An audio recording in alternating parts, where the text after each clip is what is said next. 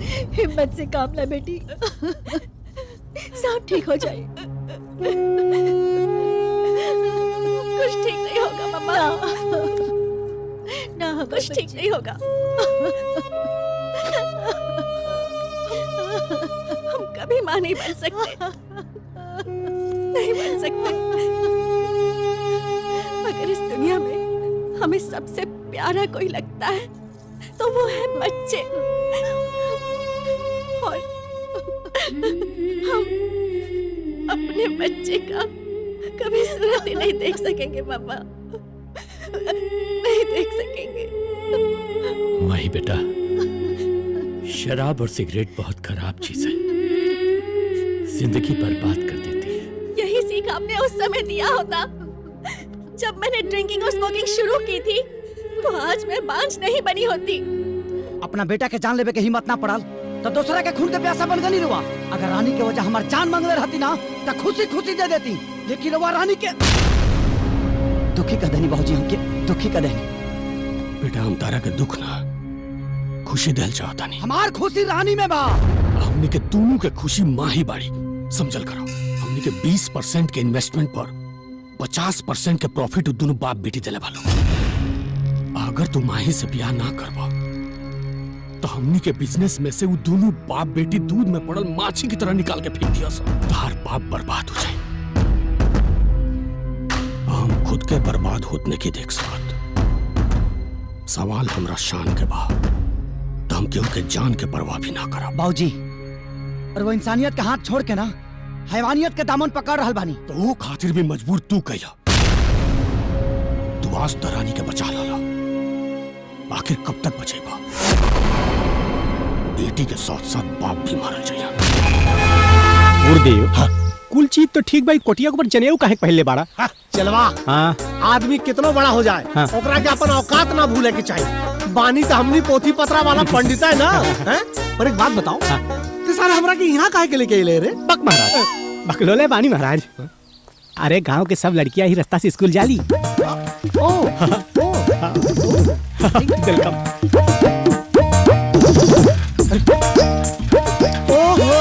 देखा जो तुझे दिल में बजी गिटार। सलमा है या सुल्ताना, चाल है नागन जैसी। अरे लाल दुपट्टे वाली तेरा नाम तो बता। आए है बल खा के न चल, इठला के न चल। को रिजेक्टेड बानी। ए गुरुदेव, कौनो दिल में ढुकल की ना? कौनो पसंद है राज मर्दवा? ना महाराज, अपने अंदर के मर्दानगी। कहो साइकिलिया पंचर हो गइल बा का? टन टन टन टन टन तारा चलती है।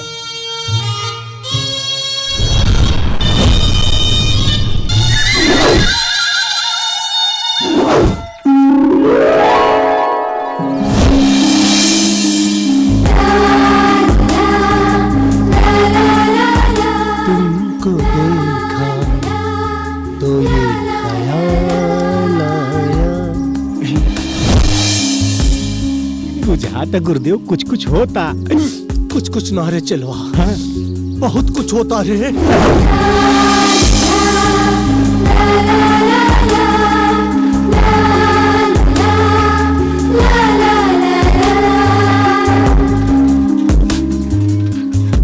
चलवा का गुरुदेव, अब तो यह सोनपरी तोर गुरु आइन बनी रे। बड़ा नीक सुंदरी पसंद कैले बड़ा गुरुदेव। सोची मत धावा बोल दी। बेचारी बाबा पूछे तारे का रे धावा बोल दी तो चमत्कारी बाबा बन के लसिया जाई। समझ ले, शुद्ध देसी घी का मिठाई खैला का आदत पड़ गई बा। तब पहले पता करो कि लड़की कौनो लड़का से अजुराइल तो नहीं के ना। गलत टाइम पे गलत सड़क बनावे के परमिशन दे देले बानी। हमनी तो आधा जमीन देता नहीं, रउआ भी अगर आधा जमीन दे दी तो इस सड़क बनावे के काम शुरू हो जाए। हाँ, तहरा के का लागत था? हमरा और हमरा गांव वालन के पागल कुकुर कट ले बा। 1 इंची जमीन ना दे। और सुना, सड़क हमरा लोगन के ना चाहे। जरूरत तो बड़ा भारी बा महाराज, समझे की कोशिश करी। सड़क बन जाई तो ट्रैक्टर ट्रॉली सब चले लगी, खेती बाड़ी करे में सुविधा हुई। अच्छा सुविधा? हमरा गांव में बहुत सुविधा बा। और तू अपना गांव के स्वार्थ खातिर हमरा के बुड़बक बनाओ तड़ा। हाँ, अरे इतना ही अगर तोके महान बने के शौक चढ़ल होखे ना तो अपन खेत बाड़ी जवन हवे गांव वालन के दे दा और सड़क के दौड़ा दा हर गांव में।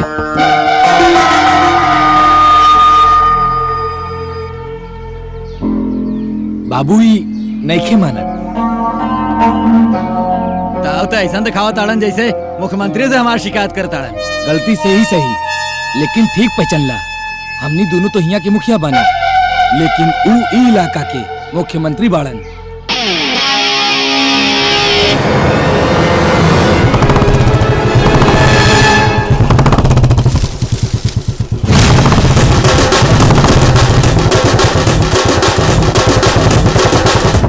वो देखा आ रहल बाड़े।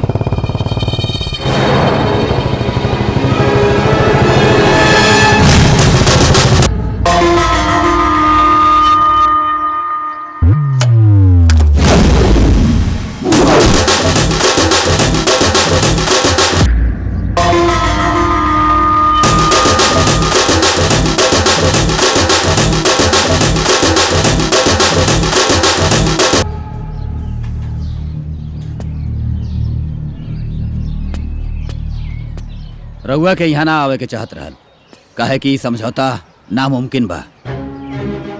नामुमकिन के मुमकिन बनावल ही हमार काम बा। लेकिन बस अब रउआ के रउए भाषा में समझाओ तनी। जिंगा आदमी के शरीर के संतुलन बना के रखे खातिर रीढ़ के हड्डी के जरूरत होला, वहीं दोनों गांव के संतुलन बना के रखे खातिर रोड की जरूरत पड़ेला। और जब दोनों गांव राजी बा तो रउरा दाढ़ी में तिनका कहा बता। अरे पूछी ना के राजी बा, केहू ना राजी बा यहाँ। के राजी नहीं खे जी? के राजी नहीं खे? मैं तैयार हूँ। मुखिया जी, सोच बदल रहा बा, लोगन के दिमाग बदल रहा बा। अरौरा बानी जे अपना दिमाग में घून पाल के रख ले बानी। ज्यादा ईगो सेहत खातिर ठीक ना कहला। अपन सोच बदल दी, अनते गांव के लोग मिलकर रउआ के बदल दी। रउआ लोग जितना रोड खातिर जमीन दे हा ओकरा दोगुना जमीन हम रउआ सबके दे दे। और एक बात खातिर शुक्रिया कि रउआ लोग हमर मान सम्मान रख लेनी। Thank you. ये चश्मा जब गांव के लोग के विकास नहीं की देख सकत तो चश्मा लगा के रखी रहुआ। प्रणाम।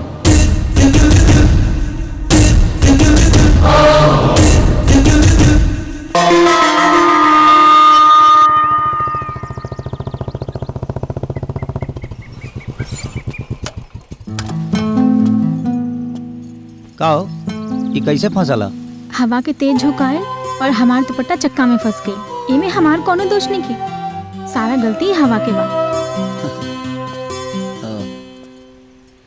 एगो बात बताई, तोहरा से ज्यादा समझदार तो योहनी बाकी फंसे में टाइम नहीं लगावत। मतलब ना मतलब कुछ ना, मैंने हम कहा तनी कि बचा के रहिया ना तो केहू और के घायल होके से पहले तू घवाइल हो जाइबू।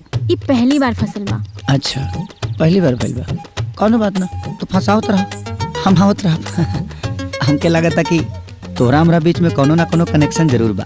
सर एक कनेक्शन ना तारा आँख के रिफ्लेक्शन बा। हाँ अच्छा छोड़ा दे तनी हम यहीं फंसा तरह हम आवत रही।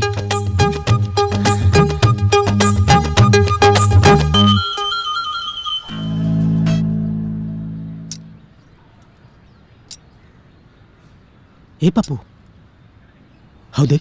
कहाँ? अरे हाउ देख। कहाँ देखी? हमके ते राजा भैया पहली बार इतना खुश लगा था। हमके लगा था वो लड़की पर लट्टू हो गई बड़ा। वो हमार रानी मिस आई, वो हमरा के ट्यूशन पढ़ाए। हाँ? अरे तब तक कुल मामला सेटा हो गई। ए पार्टनर, कुछ ऐसा चक्कर चलाओ कि तोर मास्टराइन हमारी घर के मलकाइन बन जाए। राम राम साहेब। राम राम। बोलो साहेब, पैसा के बड़ा बड़ी तंगी चलता। जोताई के पैसा अगला सीजन में सब बकिया दे दे। ए काका, हाँ ये डायलॉग तू पिछले 1 साल से बोला ताड़ा। कहावत सुनले बाड़ा ना कि हर द बैल द ओथे खातिर पैना। अरे मर्दवा, कम से कम एकर तेलवा के तो पैसा दे देता। देखी साहब, जैसे हमरे लगे इंतजाम हो जाए पैसा केनू वैसे ही हम दे दे। अरे मदन का बात बा? अब का बताए भैया, 1 साल से खेत जोतावा ताड़े, अब पैसा देवे के टाइम पे नानी मर जाता है और ये उम्र में 8 लड़का के बाप हमें। अरे तो लड़का पैदा करे खातिर तेल थोड़ी डलवाओ के पड़ेला, पागले है खाते हैं। कोनो बात ना, रुआ दे दे हम, जब भी रुआ लगे दे दे हम। ठीक इनकर खेत जोतल मत छोड़िए, ठीक बा? बबुआ राउत बहुत बहुत धन्यवाद, रउआ हमार मजबूरी के समझ गई। चली कोनो बात ना, इंसान से पहले इंसानियत होला। रो अपन ख्याल रखी, अपना घर परिवार के रखी, रउआ खेत जोता जाए, ठीक बा? प्रणाम साहब।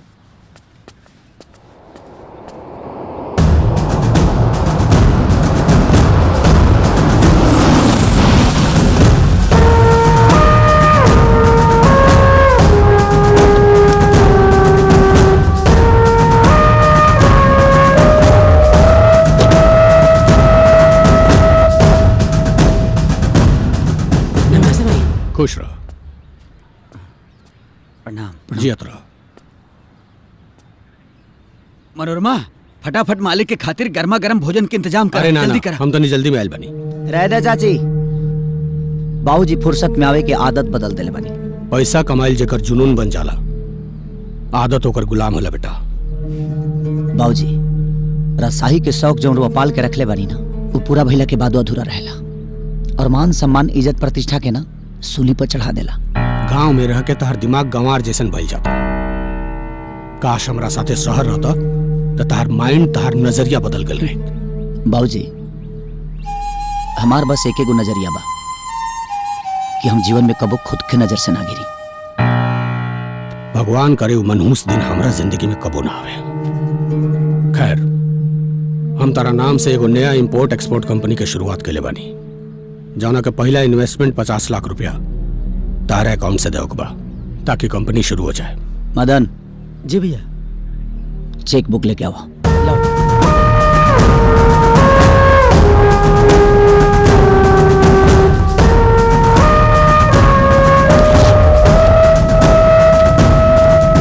भाऊजी और झूठा अभिमान हमारा स्वाभिमान के ना गिरा सकेला। ये अमाउंट हम बिजनेस खातिर नहीं देत, वो बिजनेस से अपन नाम हटावे खातिर देता नहीं। ये क्या कह रहा बड़ तू? प्लीज भाऊजी, हम बिजनेसमैन बन के ना आम आदमी बन के अपन जीवन चलावल चाहता नहीं। हमार नाम राजा, और राजा के मतलब दौलत कमाई ना, प्रजा के सेवा कईल होला। देखो बेटा, हम तारा के राजा नियन देखल चाहता नहीं, वही खातिर दिन रात हम मेहनत कर रहल बानी। काश तो हमरा के समझ पाता, लेकिन एक दिन जरूर समझ पाओ। काश रउआ हमरा के समझ पाती और हमरे पास रहती। इतना फुर्सत नहीं किया हमरा पास।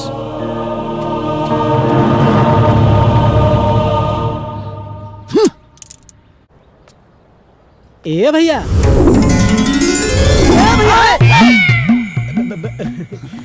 माना चाहे ना माना, पहले से ढेर हरियर लगा ताड़ा भैया।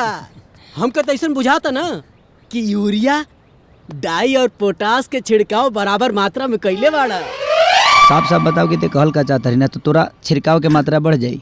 ना कुछ कहना चाहता नहीं, बस इतना बा कि राजा को रानी से प्यार हो गया, मानो ना मानो दिल बेकरार हो गया।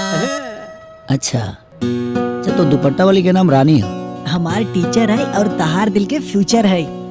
अरे बाबू अब इहो बता दे, कैसे हो इनका फ्यूचर ब्राइट और राती के गुड नाइट। जब न भैया के मोहब्बत का मिशन टाइट हुई, तब प्यार में फाइट हुई। मदन ये कुछ ज्यादा नहीं के बोलत? नहीं, वो कहा ना भैया, शादी ब्याह के जो मैटर होता है ना, उसमें कुछ ज्यादा ही बोलना पड़ता है।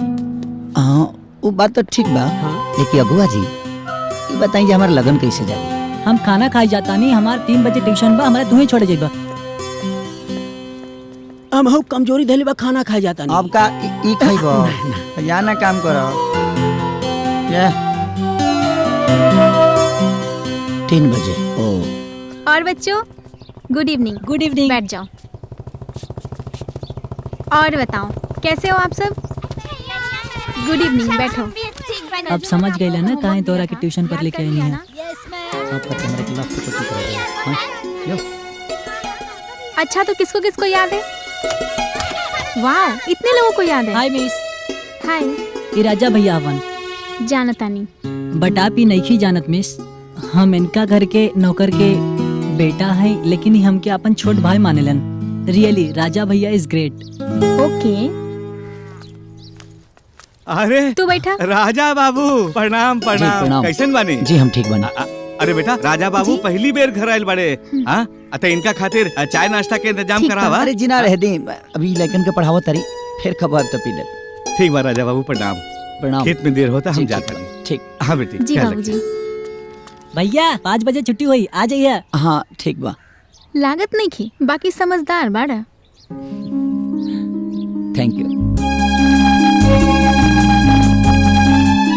5 बजे ना? भैया 5 ठीक बा। बजे। हाँ, किसको किसको याद है जो मैंने कल पढ़ाया था? इतने लोगों को।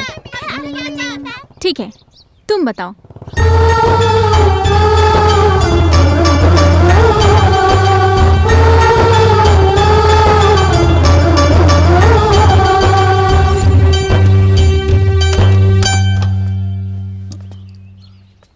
कौनो लड़का नहीं खसल होकर बहुत जल्दी छुट्टी हो गई। पप्पू तो कल रहे छुट्टी 5 बजे हुई और तू तो 5:30 बजे आइल बाड़ा। वो शायद टाइम देखे में मिस्टेक हो गई हमके तो लगा था कि तू जानबूझ के मिस्टेक कर ली बाड़ा। अरे ना ना, हम ऐसे कैसे कर सकीले? काहे ना कर सकेला? ये सब छोड़ा, लेकिन पप्पू पढ़े में कैसन बा? बहुत ही इंटेलिजेंट बा और मोहब्बत के बहुत नॉलेज रखेला।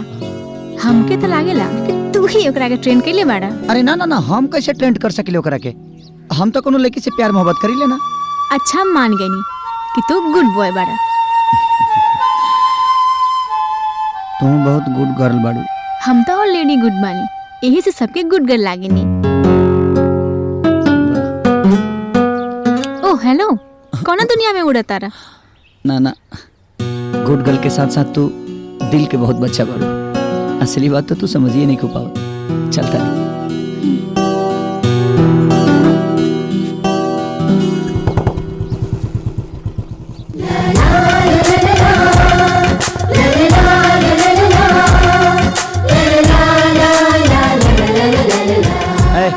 बात ले हाँ। भैया ते बोल कम, पढ़ाई पर ज्यादा ध्यान दे। जो घरे पढ़। एक्सक्यूज मी, करे हम कुछ भोकी। हाँ, तोर पढ़ाई की उम्र खत्म हो गई बा, बोल सकेली। ओके, थैंक यू भैया। हमें कहते जमाना बहुत एडवांस हो गई बा। हाँ, सब कुछ खुल्लम खुल्ला होता। हाँ, भाई साइलेंट लवर बनला काम ना चली, वायलेंट लवर बने के पड़ी, तब जाके तुहार इलू इलू शुरू हुई। अच्छा हाँ, भैंस दुहे तो ठीक से आवे ना तोरा? अते हमरे के लब के कोचिंग करावत रे। हाँ, अरे मर्दवा कितना स्लो सोचेला। एडवांस बना एडवांस। पहले जमाना के मर्द 4 लड़का के बाप बनला के बाद मेहरारू के नाम पूछत रहना। अपने दिल और दिमाग में सेट कर लो। बिहान जाके रानी के पास आलू बोदा आलू। कुड़ार में पैदा भर लिसकाते। हाँ, तक्का आलू बैगन कर ले बड़े। आई लव यू। अरे हाँ, वो है, तू बुझ गईला ना। हाँ, हाँ। लेकिन कुछ ज्यादा जल्दी ना हो जाएगी। जल्दी नहीं, अब तू लेट करबा ना तब जिंदगी भर रड़वा रह जीबो। अच्छा ही बताओ, अब तोरा लव के इतना ज्ञान बा तो ते अभी तक ले रड़ुआ काहे बड़ी? बोल, ये कहा? कोरोना का माहौल चलता।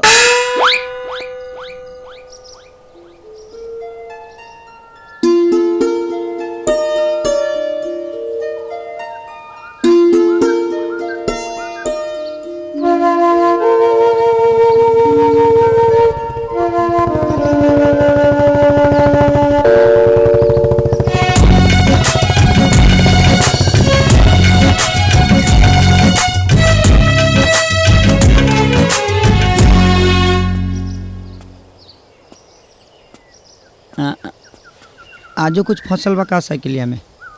ना, कुछ ना फसल बा। ओ, केकर इंतजार करते रहो? हम अपन सहेली के इंतजार करत तानी। सहेली के करत रहो कि केहू और के करत रहो? केहू के ना। ओ, ठीक हो।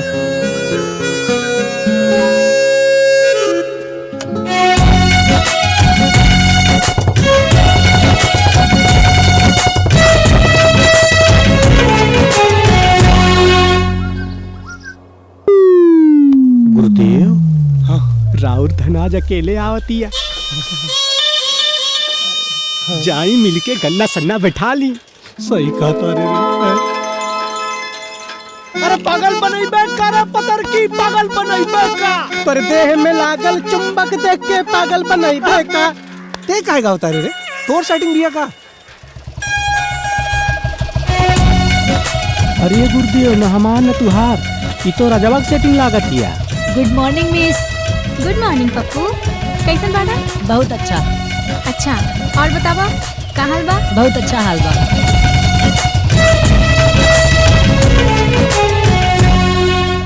गुरुदेव शक के सुई हमरा दिमाग में घुसता।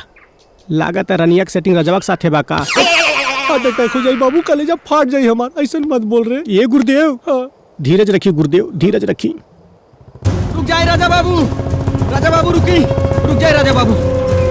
राजा बाबू है लड़किया बहुत बीमार भी है, बहुत सीरियस भी है। हमरा के कोनो सवारी ना मिल रहल बा, तनी हॉस्पिटल तक हमरा के पहुंचा दी राजा बाबू। तेमिस के साथ स्कूल जो हम आओ तनी। आओ बेटा।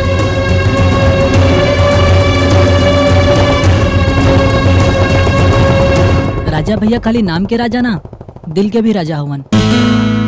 सच में राजा बहुत ही अच्छा बाड़न। गोरिया चांद के अजोरिया नियन गोर बाड़ू हो। तो हर जो बधाई हो गुरु, बधाई। अरे राउर और रानी मिलन के मुहूर्त निकलवा के यहाँ होता नहीं। कौन पंडित से? लोटा पंडित से। लोटा पंडित? हाँ गुरुदेव, पूरे गांव में हम सर्चिंग करनी है कि रानी अपनी सहेली के साथ डेली शाम के खेते कोर जाले। बढ़िया, मतलब एक के साथ एक फ्री, रानी के साथ होकर। अरे सहेली के हम बहला फुसला ले, बाकी रउआ रानी के साथ मोहब्बत इजहार करी है। लेकिन कैसे रे? ता सुनी प्लानिंग। समझ गई नू? विषय विकार। चुप रही महाराज, जब देखी तब शुरू हो जाली विषय विकार। अरे दही चूरा नहीं खे खाए जाए के, औरतन के इलाका में रासलीला करे जाए के बा। अगर ऐसा जाए जाए ना तो मार के जूता चेहरा लाल पियर कर देंगे।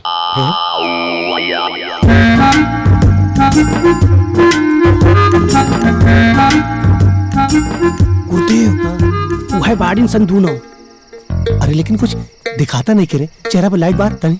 भाई महाराज सुहाग रात बनाओ नहीं आई कि तू लाइन के मुंह देखे खातिर बेचैन बाड़ा। अरे पगले अनहारे में कुछ लौका था, कहीं रंग नंबर लग गया ना तो तोर तो लय जाई ससुरे हमार बह जाई। हम तोहरी तरह पापी नहीं खी, हम चिन्हता नहीं। लेफ्ट वाली सहेली हवे, राइट वाली पहेली हवे राहुल की। चली प्रस्थान करी। चली? हाँ।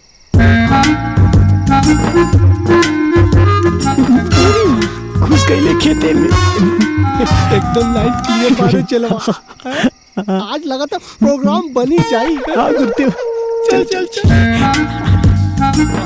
कच के पकड़ा पाँच हमार रानी।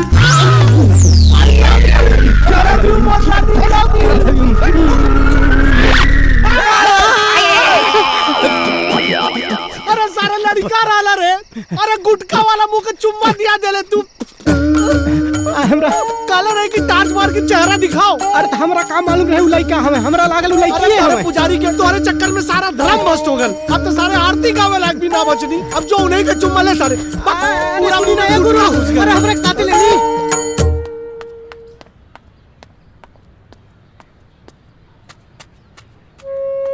का बात बा?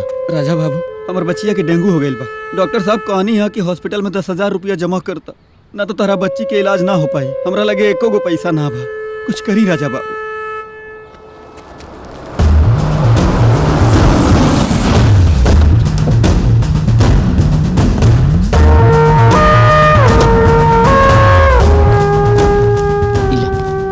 और घटी तो फिर बतिए हम। धन्यवाद राजा बाबू, धन्यवाद। बच्ची के ख्याल हम कबो ना भुलाए राजा बाबू। प्रणाम बड़े बाबू। अभी ले तहारी पैसा बांटे के आदत ना छूटा। हम पैसा ना प्यार बांटी ले भाजी। और प्यार का होला सिर्फ बांटे वाला जान सकेला, बटोरे वाला ना। तहारी आदत हमरा समझ से परे बा। खैर परसों तहार बिजनेस ऑफिस के उद्घाटन का मुहूर्त बा। अफीता तोहरे काटे के बा। और वैसे कहले रहनी ना कि हमरा बिजनेस में कोनो इंटरेस्ट नहीं है। बचपना मत करा। शहर में रहे लगबा, ऑफिस में बैठ के बिजनेस संभाले लगबा तो इंटरेस्ट आवे लगी। ये संभव नहीं है बाबूजी। हमके खेती किसानी पसंद और हम किसानी करब और गांव में रहब। बैल बुद्धि मत बना। पूरा दुनिया के लेकर डॉक्टर, इंजीनियर, टॉप लेवल के बिजनेसमैन बने के सपना देखा तारा सा। एगो तू हवा की बस बाबूजी, अगर सब कोई डॉक्टर इंजीनियर ही बन जाई तो खेती बाड़ी के करी? हाँ, डॉक्टर इंजीनियर ना रही बाबूजी तो ही दुनिया चल सकेला, लेकिन अगर किसान ना रही, अन्न ना रही ना, तो शायद ही दुनिया ना चली। और हाँ, 100 बीघा हमनी के जमीन बा, लाखों के अनाज उपजाई ले। हमरा खातिर दुनिया के सबसे बेहतरीन बिजनेस बा कौनो तो किसानी बा। बचपन में माई हमके छोड़ के चल गई, शायद यही से धरती मैया हमके अपना आंचल में समेट ले ली। यही से हम गांव छोड़ के कहीं न जाए, हम किसानी में बहुत खुश बनी। तय कर मतलब तू ऑफिस का उद्घाटन ना करवा। हमरो सम्मान के ठेस ना पहुंचे, हम उद्घाटन करे खातिर आई, लेकिन बिजनेस रहुए चलावे के पड़ी। ठीक बा।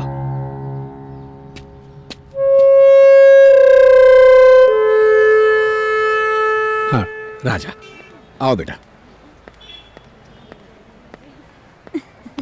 ये जगताप जी हैं, हमने के बिजनेस पार्टनर। अरे शुद्ध देसी संस्कार। खुश रह बेटा। जजमान, मुहूर्त के टाइम निकल रहा बा। पंडित जी 2 मिनट और रुक जाई, बस 2 मिनट। ठीक बा जजमान। वो काहे खातिर? आईते हुई अब केकर इंतजार होता? जानते बड़ा तू माही के।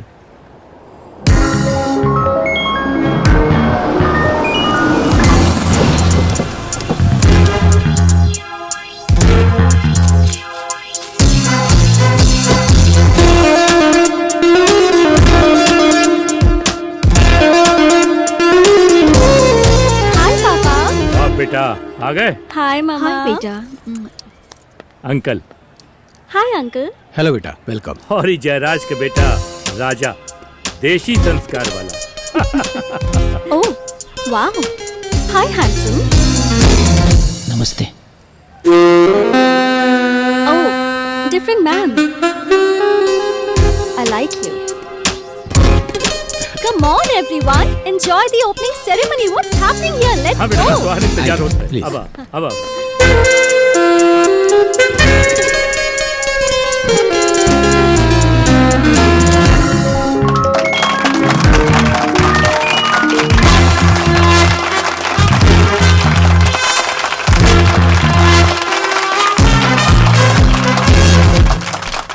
इस कंपनी के हम दोनों पार्टनर्स हैं, इसीलिए कंपनी के बैड और सैड सिचुएशन से लेकर हैप्पी मोमेंट्स तक हमें एक साथ सेलिब्रेट करना है। Come on everyone, enjoy the celebration. मेरे जैसी ब्यूटी क्वीन को ऐसे कैजुअली अवॉइड कर दिया, कुछ तो वजह जरूर होगी। रियली स्टूपिड गाइस, मुझे तो तभी डाउट हो गया था जब वो हाथ मिलाने के बजाय गंवारों की तरह हाथ जोड़ लिया था। जस्ट फॉरगेट हिम बेबी। अरे वो मेरा बिजनेस पार्टनर है। उससे अपना लाइफ पार्टनर बना के बहुत बड़ी गलती करेगी बेबी। अब तो एक ही ऑप्शन है, या तो तू उसे झेलेगी या वो तुझे झेलेगा। अभी बताती हूँ। ए पप्पू, पप्पू।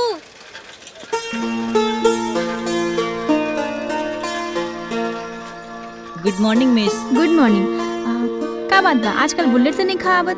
यस, लागता मिस के हार्ट भैया खातिर एक्टिवेट हो गइल बा। का बड़बड़ाता रहा? कुछ ना, हमरा से बेसी तो आप भैया के मिस करता नहीं। हम उनका काहे मिस कर? काहे कि आपके भैया से प्यार हो गइल बा। पता ना, पर कुछ तो भइल बा। मैम, भैया कंपनी के उद्घाटन खातिर शहर गइल बाड़े। हमरा बहुत टेंशन होता। तो तोके का टेंशन होता? काहे कि शहर के लड़की लोग बहुत चिपकू होली सन। अगर कोनो चिपक गइल तो आपके का होई? पप्पू, हम तो लुट जाए। लुटने से पहले लुटा दीजिए अपना प्यार और कर दीजिए इजहार। मैडम जी, मैडम लेट होता।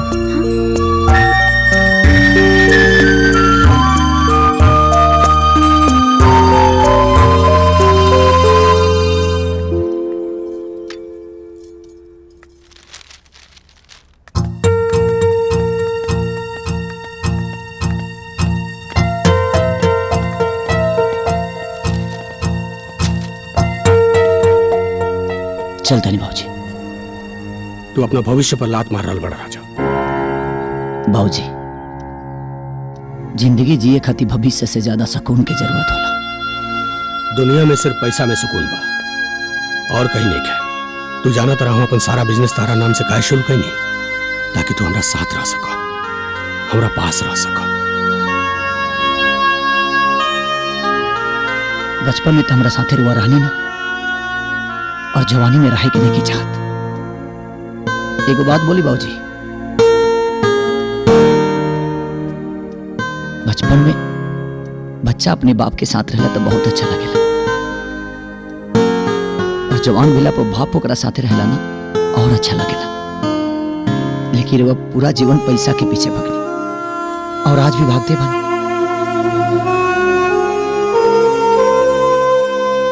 तब ना हम रुआ के रुकब और ना ही खुद के।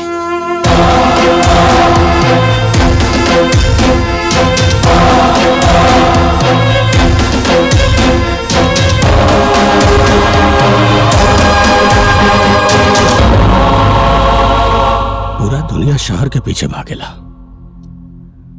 आई मूर्ख गांव में काहे रहल चाहता।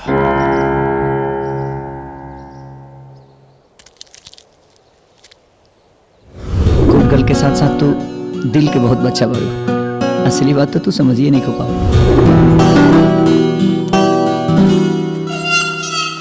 दिल दिलबर के लिए धड़क रहा है, यही तो प्यार है पगली, जो दिल उसके लिए तड़प रहा है। तहीं देख ले सारे, तोड़ देखल जरूरी कि हमार रे ना राउर।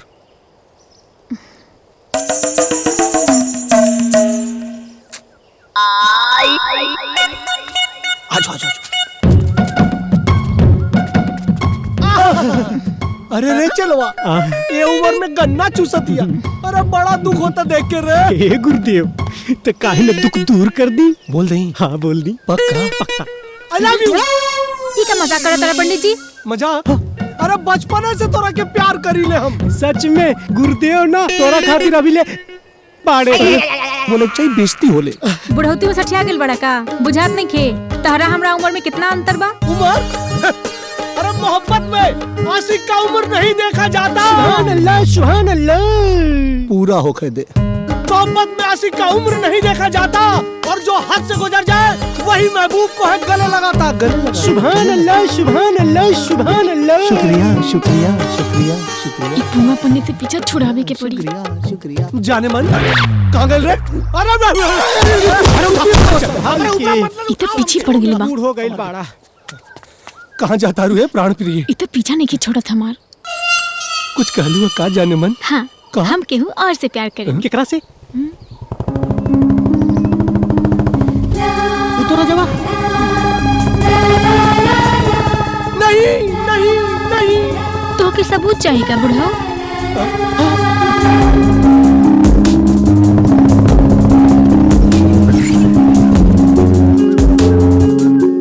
कहाँ जाती है ओकरे लगी कार है? अरे भगवान पर से भरोसा उठ गया।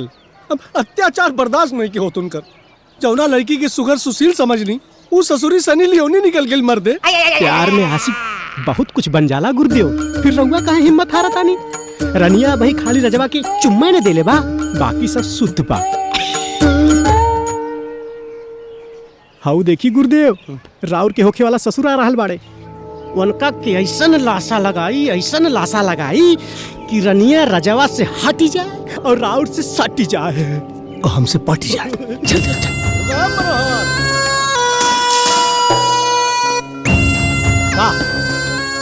का चाहता रहा? अरे भाई हम का चाहब का भाई? का भाई? तोहार बिटिया पूरे गांव जवार का नाम डुबोतिया। ऐसन का भाई? ऐसन का भाई? खुशहाल टोला के रजवा के साथ है, चोंच में चोंच मिला के कुछ छर्रा उड़ावती। वाह, कान से सुनला तो इतना गुस्सा आ गई है। और हमनी जब अपना आँख से देखले हो कब, तो सोचा हमनी का हाल भइल होई। मन तो कैले चीज दे, लेकिन गुरुदेव रोक देले हैं। कंट्रोल कंट्रोल बाबू। यहाँ देख और सुना, अगर अपन नाक बचावल चाहता रहा ना, तो जाके अपना बिटिया के समझा था। वो बड़े घर का लड़का, ओकरे फेरा में न पड़े, नहीं तो मजा लेके निकल जाई और जिंदगी सजा बन जाए। सोची हम मनोहर बारे में। ये चलवा। हाँ गुरुदेव। बानर के पोच में आग तो लगा देले मानी। अब वो रनिया के प्रेम का लंका तो जरबे करी। अरे का प्रभु। जे दूसरा के बच्चन के इतना ख्याल रखा था, वो अपना पति के कितना ख्याल रखी।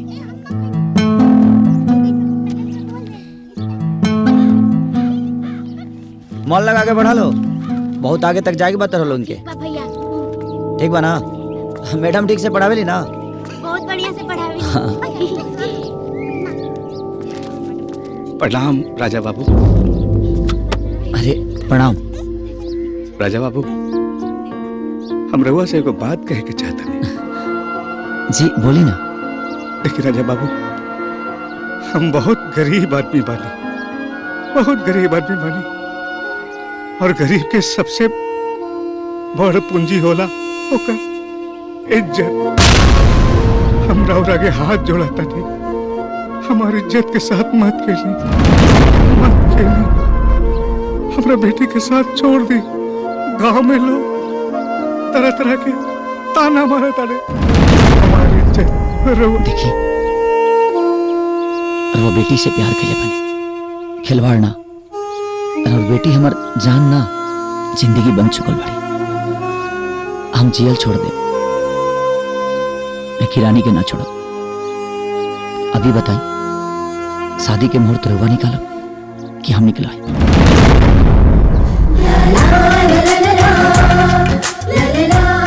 जैसे रवि पड़ती। ठीक है, चलते नहीं रानी।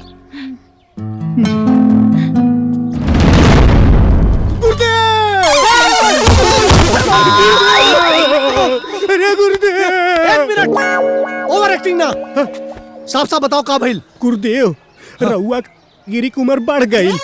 मतलब रजवा ना जवानी के भोग भोग लगावाला ना है, प्रेम के जोत जलावाला जोगी बन हुए हैं। नहीं। हाँ, मनोहरा रानी के बिया ओकरा से तय कर देलस। नहीं। हे प्रभु, पेट पे लात मारी, पीठ पे लात मारी, लेकिन दिल पे लात मत मारी। भगवान, रनिया हमरा दुल्हन बनी है, ओकर बिया के और से ना होखे देव। ए चलवा। हाँ गुरुदेव। और रजवा के बाप का फोन नंबर निकाल। Thank you.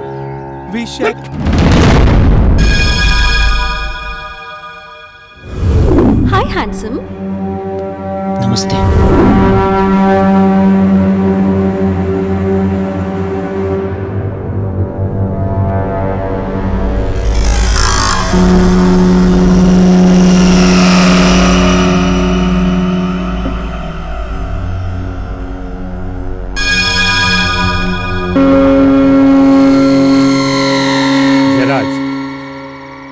हमारा बेटी के नाम पर 80% मनी इन्वेस्ट करके तेरा बेटा के 20% पर पार्टनर बनोली। जाना तरह का है? काहे कि हम राजा के अपन लाइफ पार्टनर बनावे के चाहता नहीं। अब आप लोग मिलके हमरा सपना के सांच करिए, वरना हमार बिजनेस पार्टनर ना आपके बेटा रहियन, ना डैडी के पार्टनर आप रह। रिश्ता खत्म तब पार्टनरशिप खत्म। अरे बेटा जी, काहे खपाओ तारू? सच कही तो हमरा ये बात मालूम ना रहे। हमरा के ना तो ये बतौले, ना तू। अब मालूम चल गई ना। अब राजा के यहाँ बुलाई और हमार सपना के सांच करी, हमारी शादी फिक्स करी। अब उनकर जरूरत महसूस होता हमरा। डोंट वरी, हमरा घर के बहू तू ही बनबू। प्रॉमिस?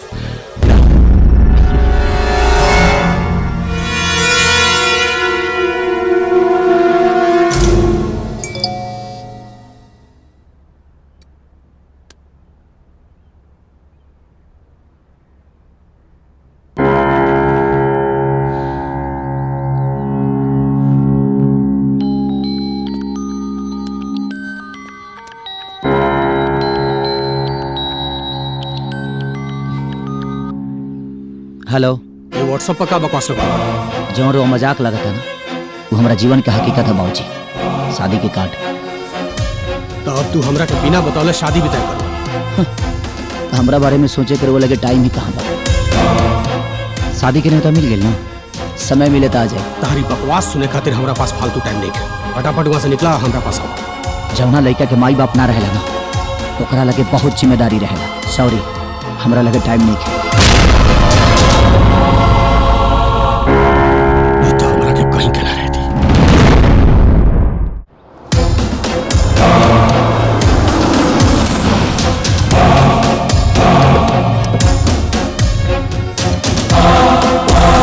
दही के बना दिया? हाँ। कितना के? 36 लीटर। अरे यार, लीटर से दही ना मिले, किलो से मिलेला। हाँ तो वह 36 किलो लीटर। अरे यार, पागल कर देवे का रे हमरा के। हाँ? और गाड़ी? गाड़ी ले ला 53। 53। अब तू बुझ गया ना, लिखा तब बस हो गई। ये सब क्या ड्रामा हो रहा है?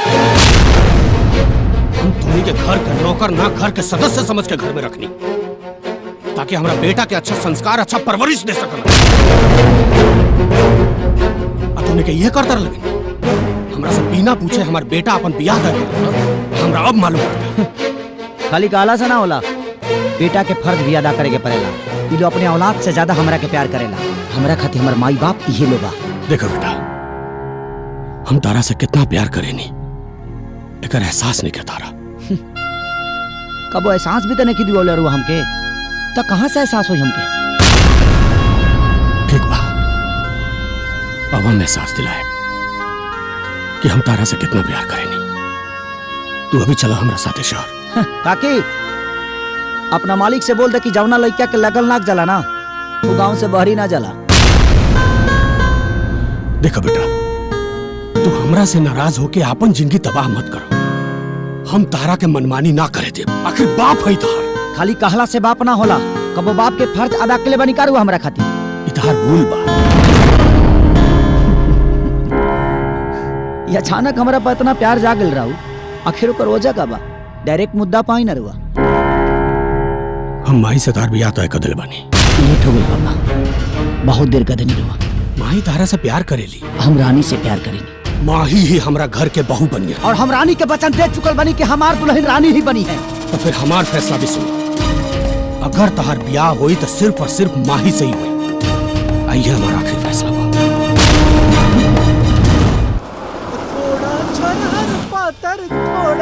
ओ भाई साहब, आई बता नहीं है ना? चलो, ये चमत्कार हो गए रे। का प्रभु इतना खुश हो गया का? अरे जेकर नंबर खोजत रानी हमनी, उता साक्षात चल के आवता। हाँ गुरु। हाँ चल चल चल चल चल। आ रहल बानी, जय राम जी की। गुरु की जुतवा पहन ली।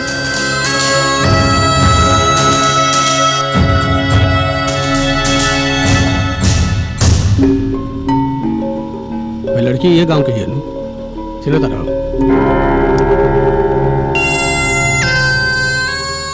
एकरा के हम का पूरा गांव जवार चीने ला एकरा के। यह ना लड़की बिया जौन राव लड़का के अपना प्यार के जाल में फंसा के बियाह करे जाती है। हम एकर जाल के दूर तार के फेंके जाता नहीं। बैठा। सही जगह ही नहीं, अति उत्तम विचार। चली रउआ के ओकरा दुआरे पहुंचा दी। ए चलवा। Yes boss. तू पीछे बैठ, हम आगे बैठा तानी। ओके।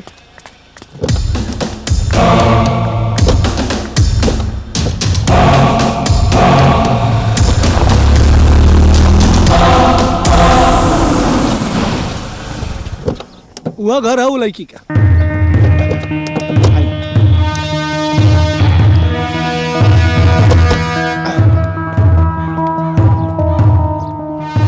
वो घर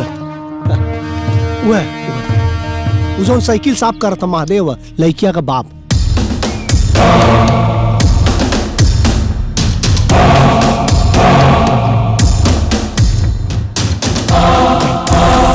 ए चला पक्का बा गुरुदेव, साल के बियाह कटवा के बाद रउए के मिली। बियाह कटवा ना दे, रानी चाहिए। मेरे सपनों की रात कब आएगी तू मस्तानी कब आएगी। चलिया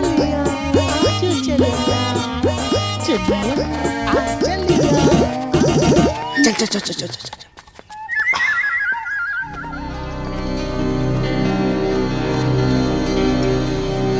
रानी तोहरे बेटी है।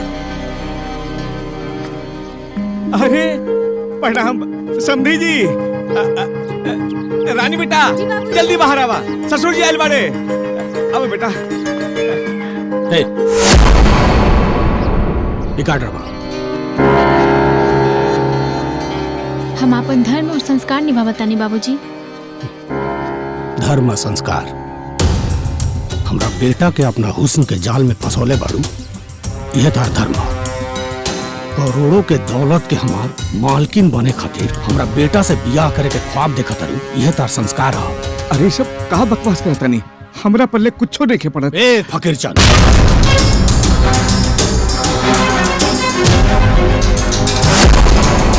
हमार समधी बने के ख्वाब छोड़ दे। हमार समधी बने के ना तोरा औकात बा और ना ही हमरा घर के बहू बने के तोरा बेटी के हैसियत।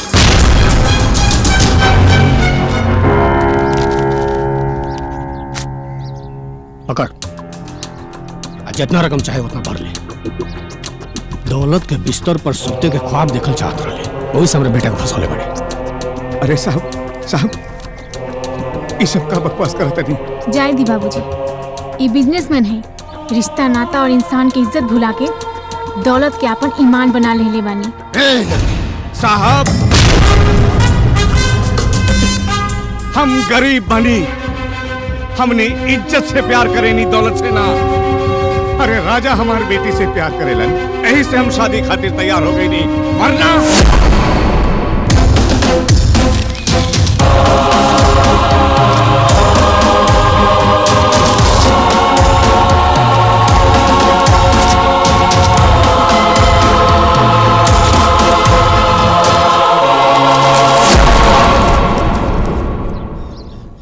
रउआ जैसन घमंडी इंसान के मुंह पर हम थूकल भी पसंद ना करेनी। लखिल्लाई मत साहब, अपन रईसी के जोश जाके अपना बेटा पर झाड़ी और कह दिया कि हमारी बेटी से ना मिले। हम राजा के रोकी चाहे ना रोक सके, लेकिन अब तोर बेटी के सांस जरूर रुकी।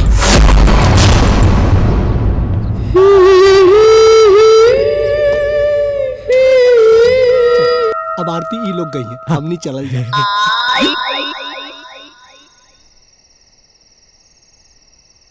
बचपन से प्यार खाती तरसल बनी, अब जाके वो कमी पूरा भइल बा, वो तोहरा रूप में। अपना खुशी के नजर लग गई बा राजा। तोहरा खातिर हम अपन बेइज्जती सह सकीला, लेकिन केहू हमार बाबूजी की बेइज्जत करे, ये हमसे बर्दाश्त ना हुई। कहो तो सीना चीर कर दिखा दो, इस दिल में कितनी शान से रहती हो। धड़कने कह रही है, अगर तुम्हें तकलीफ हुई ना तो ये सांसें रुक जाएगी।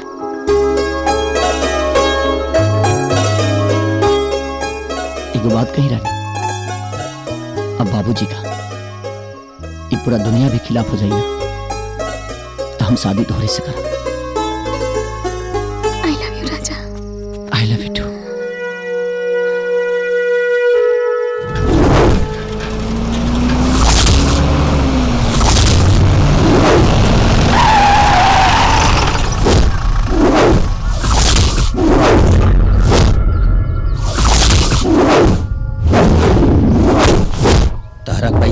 प्यार करे के बड़ा शौक बा, हमरा से प्यार करे खातिर का चार्ज लेबो? लेब ना, गिफ्ट देव।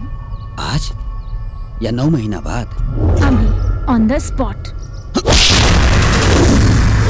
तोरा मौत के फरमान लेके आइल बानी, लेकिन तोर ब्यूटी देख के हमरा दिल के अरमान जागे। मौज मस्ती करे के मन करता, लेकिन तोर भरल जवानी में तोर मौत के अफसोस ना होखो। बाकी अब तोर गर्दन काटे में हमरा के अब तनिको अफसोस ना होई। अरे पकड़ा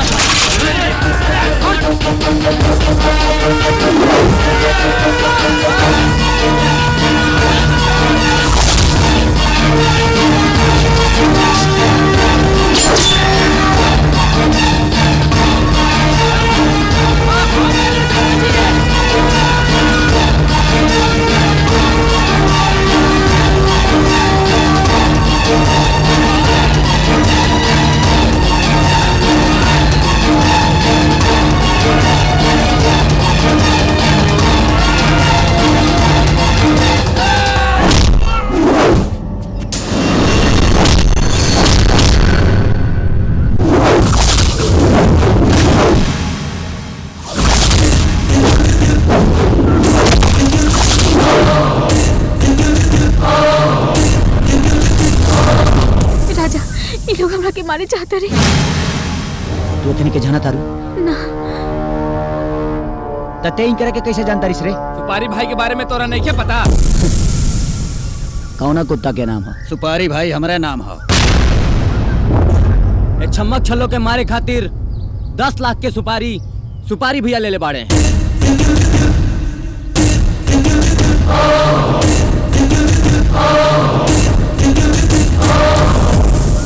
के दिले बस सुपारी? ई चिड़ैया के मुहला के बाद तोरा पता चल जाई। अच्छा आके मार दसा।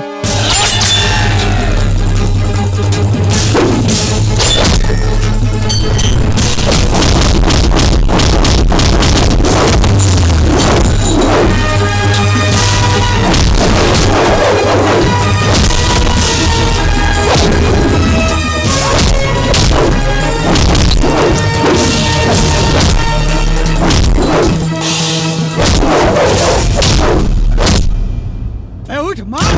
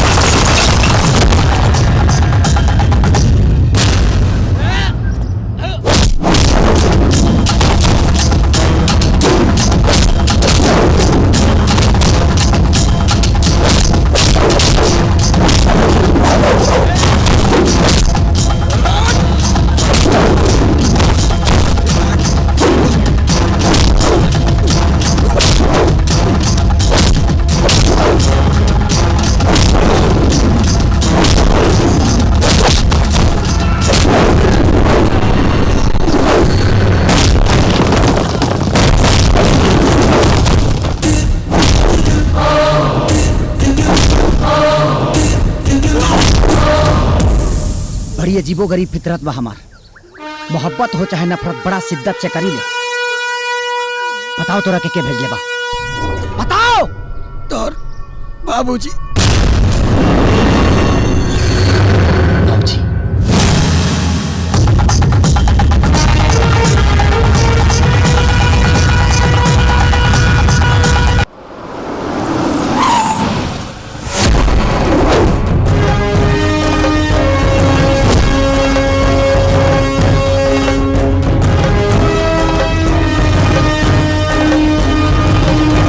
बाबूजी अपना बेटा के जान लेवे के हिम्मत ना पड़ल तो दूसरा के खून के प्यासा बन गनी रुआ। अगर रानी के वजह हमार जान मांगले रहती ना तो खुशी खुशी दे देती, लेकिन रुआ रानी के दुखी कर देनी। बाबूजी हमके दुखी कर देनी।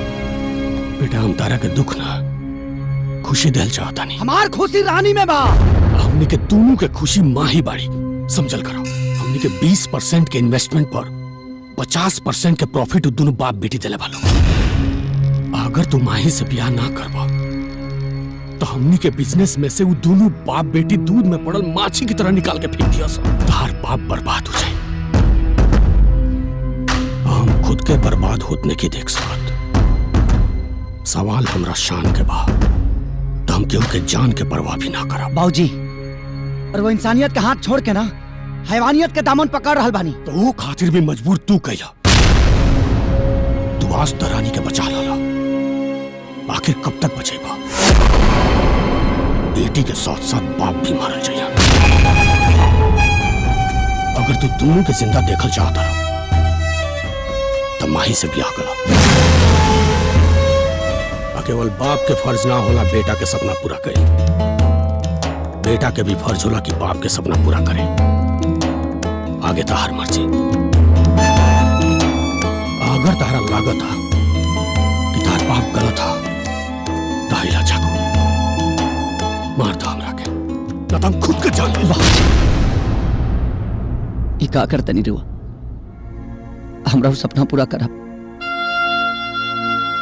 रुआ एगो अच्छा पिता होके के फर्ज अदा ना करी, लेकिन हम एगो अच्छा बेटा होके के धर्म जरूर निभाए।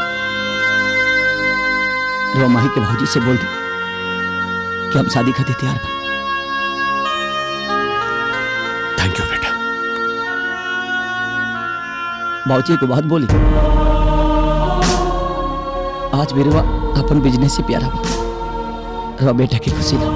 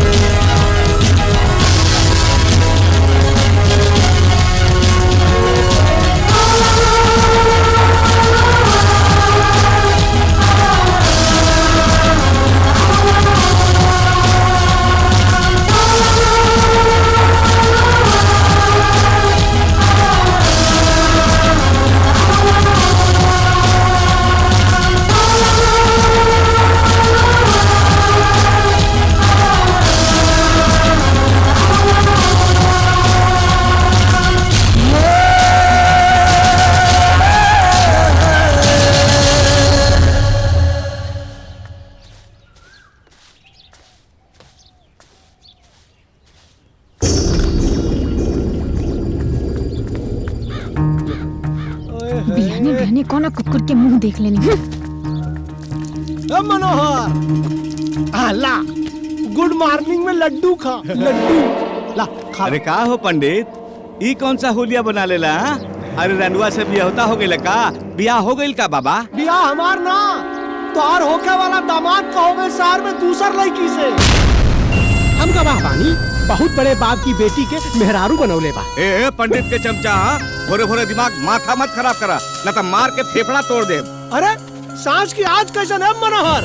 अगर भरोसा नहीं किया ना तो अपना बिटिया से बोला फोन लगावे रजवा के। ट्रिंग ट्रिंग ट्रिंग। अब बेटा। हाँ बाबूजी, 2 दिन से ट्राई कर रहा नहीं, बाकी राजा के फोन लगते नहीं थे। अरे लगी कैसे? जब मेहरारू बदला गई तो मोबाइल का सिमो बदला गई। जाए दी, अगर भरोसा नहीं खे तो जाए के रजवा के गांव में पता लगा ला। अगर बात झूठ निकलल तो हमरा के चप्पल से और गुर्दियों के चुत्ता से मरिया। ढेर ना हो गइल बे। जायदी बोले में का जाता। ओके थैंक यू। तब मनोहर, अब राजा का बारात ना आई, समझौले रही ना है कि पैसा के पंख लगा के उड़े वाला भौरा से अपना बिटिया के दूर रखा है। लेकिन ना तोहरे समझ में ना आई, सारा रस चूस के टप टप टप निकल गई। भौरे निकलाया फूल फूल को ले गया राज भर। भौरे निकलाया फूल फूल ले गया राज भर। राजा की आई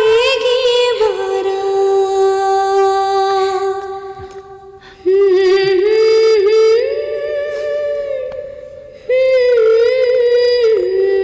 हो जा बेटा, चुप हो जा। वो धोखेबाज की गलती की सजा अपने आप के मत दे। जनता रू बेटी, ये अमीर लोग प्यार के ना पैसा के भुखायल रहलन सन। दौलत देखते ही उनका ईमान बदल जाला बेटा। ना बाबूजी, राजा खुद से ज्यादा दूसरे के परवाह करेले। रवा पता नहीं के राजा के बाबूजी हमार हत्या कराए की कोशिश कैले और हमके राजा बचेले। राजा खुद के जान से ज्यादा हमार जान के परवाह करेले। और अगर आज केहू और से शादी कैले, एकर मतलब उनकर कोनो मजबूरी हुई बाबूजी। अरे बेटा, वो हरामखोर तारा साथे इतना बड़ा धोखा कैलस, फिर भी तो ओकरा से प्यार करेलो। अरे तहार विश्वास के काबिल देखे और तोहरा प्यार के भी काबिल देखे बेटा। भूल जाओ ओकरा के।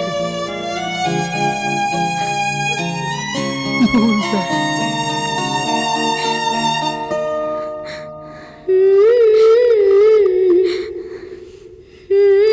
जब केहू दिल में समा जाला तो मरते दम तक दिल से ना जाला।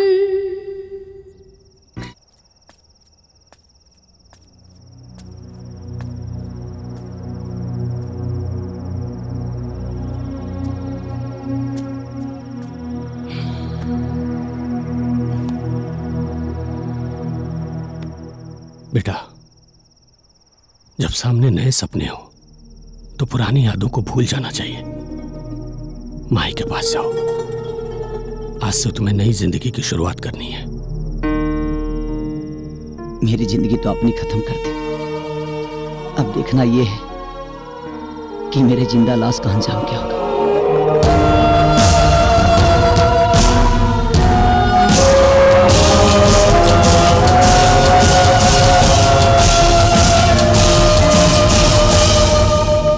आप आए बाहर आई, आप आए बाहर आई, आप आए बाहर आई।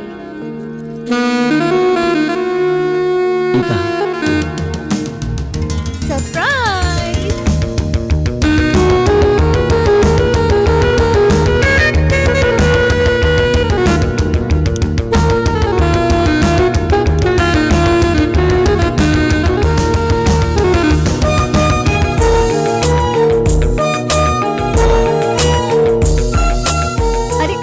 आप लीजिए ना, लीजिए।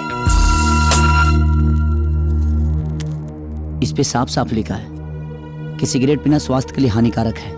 मैं डर डर के नहीं, बेफिक्र बिंदास जिंदगी जीना चाहती हूँ।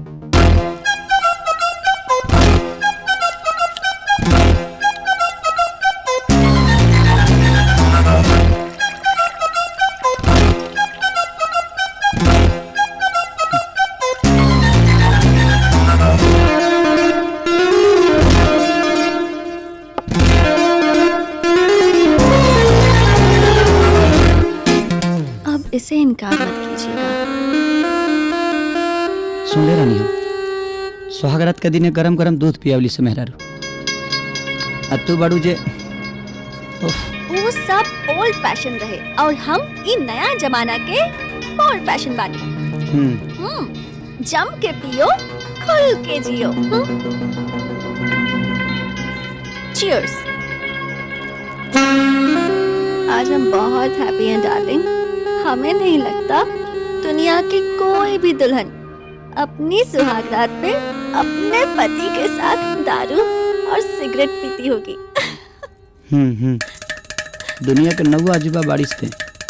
एकर मतलब हम स्पेशल बानी, लकी बानी।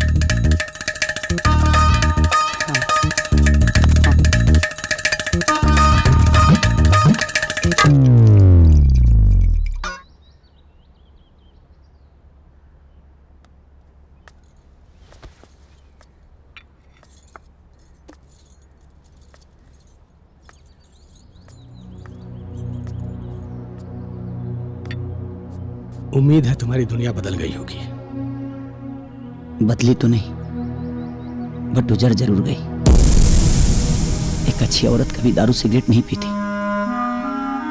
देखो बेटा, वो अपने बाप की इकलौती बेटी है, बहुत नाजों से पली है। इकलौता तो मैं भी था बाबा, मुझे क्यों नहीं पाला? तुम मना करके देखो, शायद मान जाए और पीना छोड़ दे। उसके माँ बाप ने कभी मना की? नहीं। आपने की? नहीं की ना, तो मैं क्यों करूं? तो फिर क्या तुम ऐसे ही मन मार के जियोगे? जितना दिन मुझे जीना था मैं रानी के साथ जी चुका हूं। अब तो आपके खुशियों के लिए जी रहा हूं, ताकि आपकी दौलत की दुनिया आबाद हो जाए। राजा,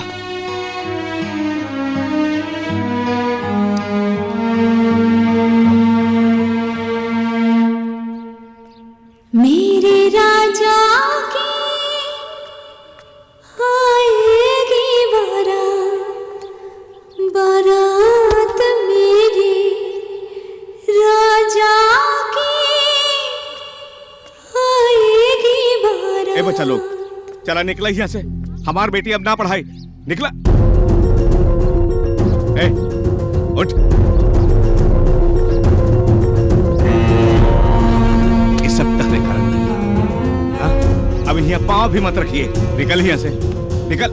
रहने दे बाबूजी, हमार गुस्सा ये बच्चा पे काहे निकाला जाने? तो क्या करी? तो इतना दुखी बाड़ू, ऐसे में पढ़ाई लिखाई हम तारा के तकलीफ दी।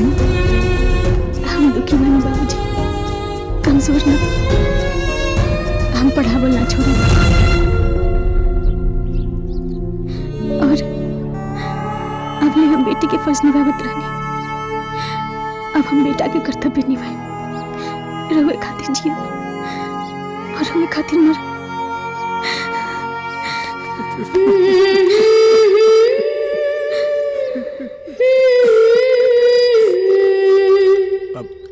बेटा राजा कहाँ बाड़न? राजा, आओ नाश्ता कर लो।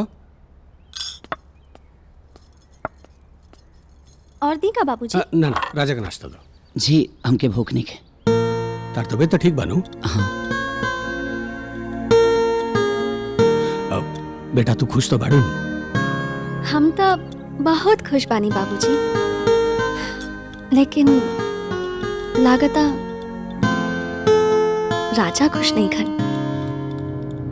का कहीं बेटा, इनका शहर में रहल पसंद है ना, इनका गांव के हवा पानी अच्छा लगेला, वही तो नहीं परेशान रहला। डोंट वरी ससुर जी, अब हम बानी ना, अब इनके शहर के भी हवा अच्छा लागे लागी। का जी? चलिए हम आपको एक बहुत अच्छी जगह ले चलते हैं। अरे आइए, नाश्ता तो करके जा लो। हम कहीं बाहर कर लेंगे। ठीक। आइए ना।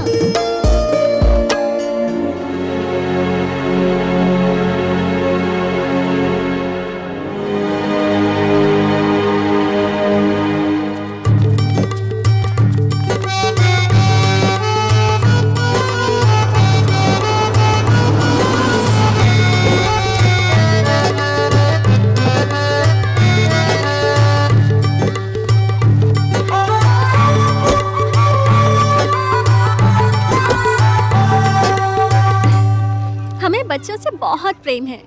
इन बच्चों को मैंने गोद लिया है। इनके बीच रहने में मुझे बहुत सुकून मिलता है। जब भी मुझे मौका मिलता है मैं मिलने आ जाती हूँ। आओ। हाय बच्चों। हाय दीदी। कैसे हो सब? अच्छे हैं दीदी। ये लो तुम्हारे लिए। Thank you। ये लो तुम्हारे लिए दीदी, और ये तुम्हारे लिए, और ये तुम्हारे लिए। थैंक यू दीदी। ये है तुम्हारे लिए। थैंक यू दीदी। तुम्हारे लिए। थैंक यू दीदी। दीदी दीदी ये एकदम हीरो लागत है नहीं। ये क्या दीदी? पहचाना के हो सकेला? ना। अरे बुद्धू, दीदी के सिंदूर छुआल बा, मतलब कि दीदी के शादी हो गइल बा। ये हमनी के जीजा जी बारे। हाँ। जीजा जी नमस्ते। का समूह जीजा जी के देख पाती?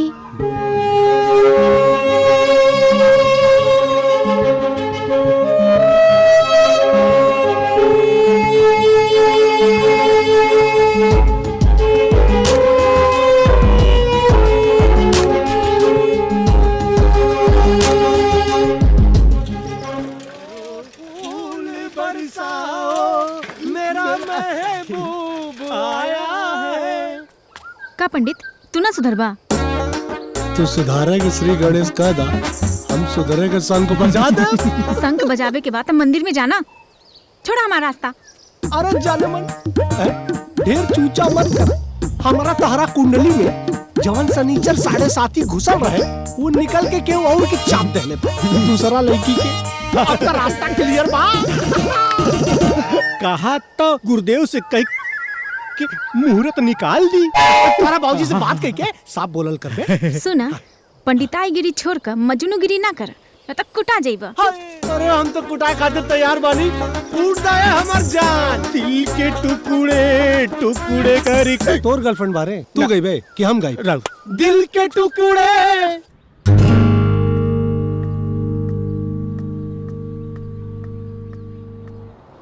ना बहुत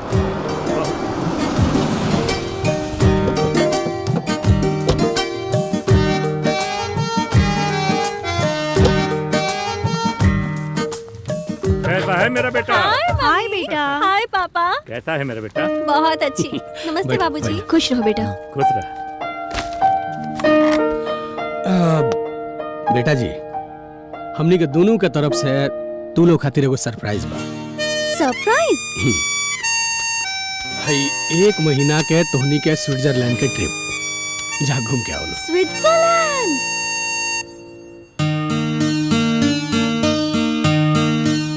अब बाबूजी, हम देश विदेश बहुत घूम चुकल बानी, लेकिन कब अब गांव नहीं की घूमल। अब राजा के गांव पसंद बा, तो हमके भी गांव पसंद बा। अब उनकर पसंद ही तो हमार पसंद बा ना। बेटा, तू शहर में पढ़ा लिखल बाड़ू, गांव के गाय गोबर में एडजस्ट ना कर पाइबू। अरे जयराज, ओकरा के जाए त कम से कम गांव तो जात बिया। बेटा वहाँ जाके अपन संस्कृति देखी, अपन संस्कार सीखी। हम बहुत खुश बानी तोरा डिसीजन से। चल। थैंक यू पापा। वो सब तो ठीक बा, पर तू श्योर बाड़ू कि तू वहाँ एडजस्ट कर लेबू? मम्मी, जिंदगी अगर खुशी से जीनी है तो थोड़ा एडजस्ट करना पड़ता है। गुड। तू गांव जाके तैयारी करा, इन लोगों के बात सुने का कौनो जरूरत नहीं है। बेटा जा। चलिए राजा जी, बाय।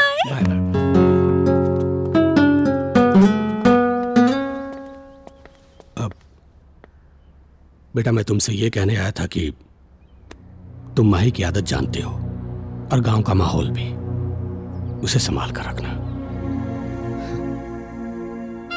नामी गिरामी जयराज के पतोह के जब दारू सिगरेट पियत गांव के लोग देखी ना, तो इज्जत में 4 चांद लग जाए। देखो बेटा, माँ बाप की इज्जत बेटा बेटी के हाथों में होती है और उसे बचाना भी उनका फर्ज होता है। ये फर्ज का रास्ता आपने ही चुना है पापा, और इसका अंजाम आपको ही भुगतना पड़ेगा। मोहब्बत के नशे में चोर था मैं, फिर भी वो नशा करना छोड़ दिया। अब किसी और का नशा छोड़ा दूं, मैं कोई भगवान नहीं।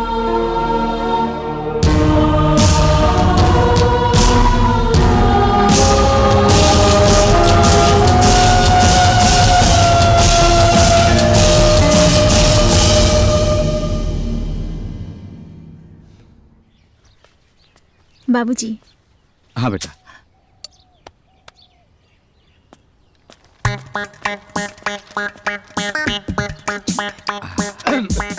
राम राम। राम राम। का हो, हम तो सुनले रहने की जबले तहार बियाह ना होई तबले तू पूजा पाठ शादी ब्याह ना करेबा, पोथी पत्रा ना उठेबा। एकदम ऑल राइट सुन ले रहनी है। तब फिर ये चमत्कार कैसे? अपन बियाह तय करे आई बनी तोहरा सुपुत्री रानी के साथ। का मत करा, बियाह का मुहूर्त निकाला। कौन साल में पैदा भइल? बाबूजी, अरे समझा दिए करा के, ज्यादा ड्रामा ना करे। चल जा यहाँ से। सौती का खीस कटौती पे मत निकाला। अरे बेचारा बुढ़वा बाप, कब तक बाप के कपारे पे बोझ बनल रहबू तू है? तोहार क्रिया खा के कहता नहीं है ससुर जी, एक नयका दहेज ना ले, छुच्छे हाथ तोहार बिटिया के लेके जाई, बस होके वाला दामाद के आशीर्वाद दी। ये छुछुंदर ऐसे ना माने। ना अरे बेटा ब्राह्मण को झाड़ू लाओ, बेटा झाड़ू लाओ। विकार मिटाओ पाप हरो देवा। सुनी गुड्डू, मौका अच्छा बा, निकल ली। भक्ति चुम्मा लेके चली। अरे पिटोई बा का, चल। सदा भक्ति बढ़ाओ संतन की। किन्ने गई? जा बेटी तू अंदर जा। बड़ा आइल हमार बेटी से ब्याह करे वाला।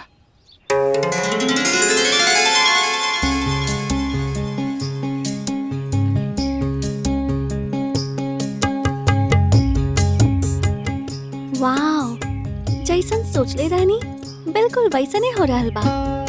रस्मो रिवाज, गांव के कल्चर ग्रेट बा। घर के नौकरानी सासू माँ के फर्ज अदा करत आनी। Thank you God. नमस्ते बहुरानी। अरे ई का करत आनी?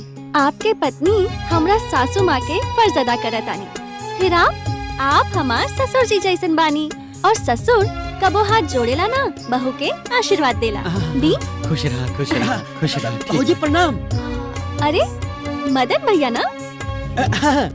अच्छा, एकर मतलब राजा भैया हमार पूरा बायोडाटा पहले से रवक दे देले बाड़ा। देले नहीं खन, हम ले ले बानी। अच्छा, श्याम सलोना नटखट पप्पू। थैंक यू भाभी, लेकिन हम थोड़ा जल्दी में बानी। कहाँ जाता रहो? ट्यूशन पढ़े। मैडम बहुत तकलीफ में बाड़ी, तभी भी पढ़ावा तारी।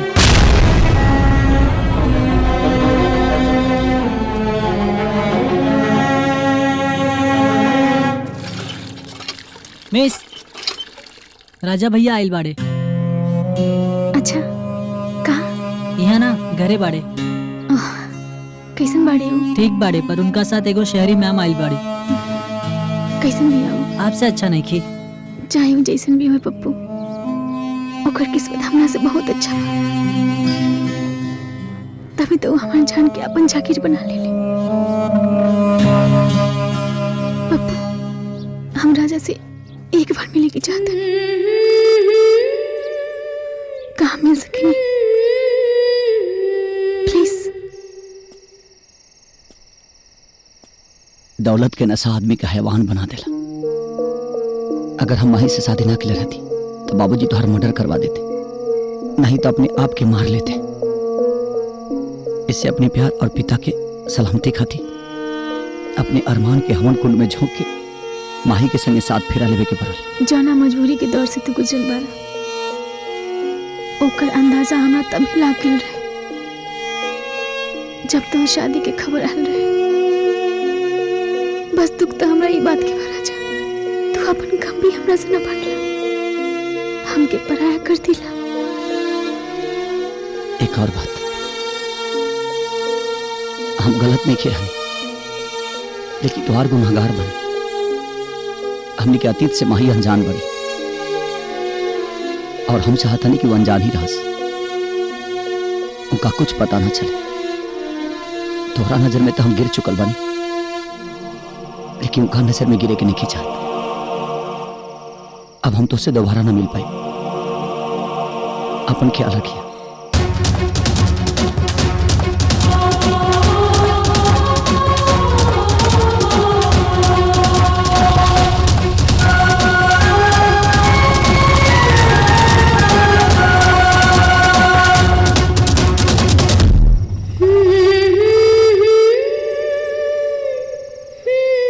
जिंदगी बड़ा अजीब तेरा इम्तिहान है, इतना भी दूर मत कर उसे, वो तो मेरी जान है।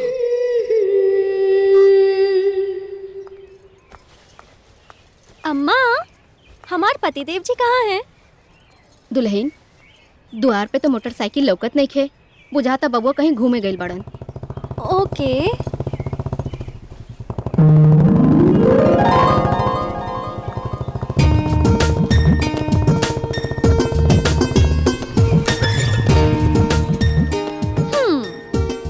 लगता है आपको याद नहीं कि हम यहाँ हनीमून मनाने आए हैं।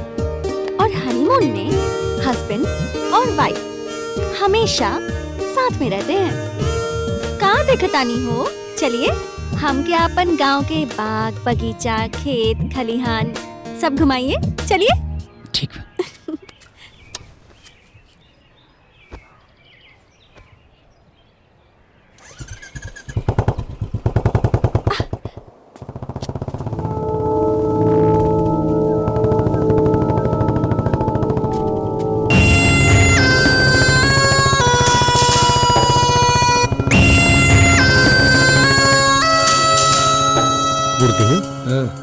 रजवा बड़ा कटहा मेहरारू पौले बा।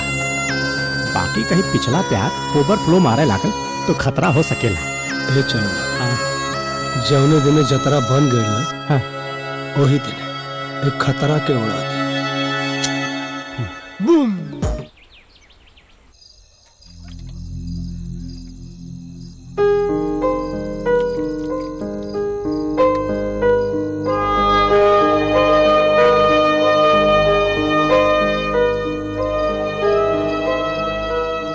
के समझल बहुत मुश्किल बा।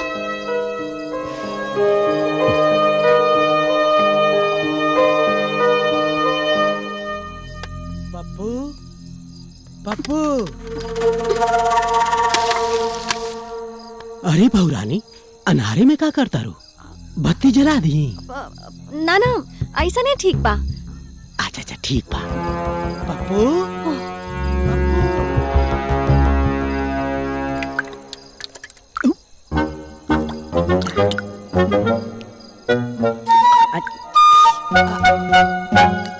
काम कता कुकुर मुतता का मुआ पे।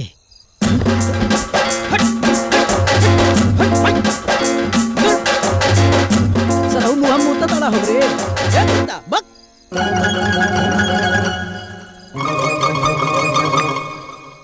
कुकुर तो कोनो नाय बटैया कर रहल।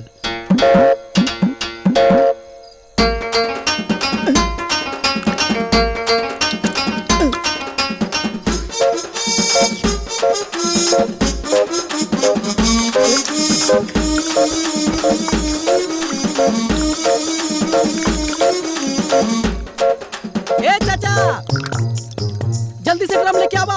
हाई पतरा में से दारू गिरता भर भर भर भर भर भर भर।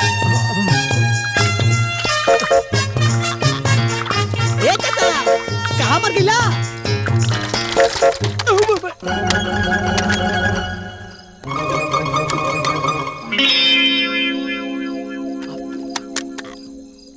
ए चाचा रहे दा।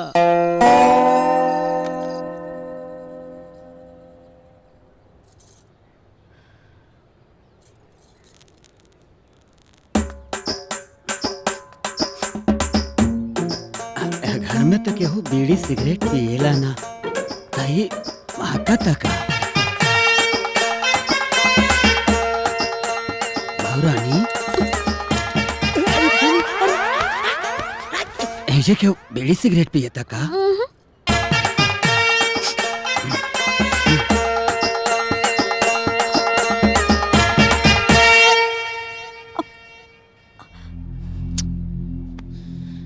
ई मेरा रूना सुधर सकेले।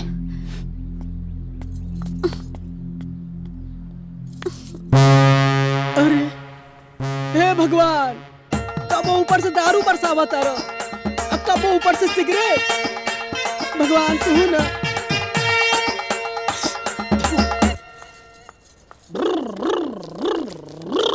पप्पू रेडी। तुम्हारे ट्यूशन में कितने बच्चे पढ़ते हैं? 15 से 20। वाओ इतने सारे बच्चे। फिर तो उनसे मिलकर बहुत मजा आएगा। हम हो चलब तोहरा साथे पप्पू। ये चिल्ड्रन साइकिल है भाभी, हम दोनों का वेट नहीं उठा पाएगी। डोंट वरी बेबी, हम राजा जी के कार से चलेंगे। चलो। ठीक है।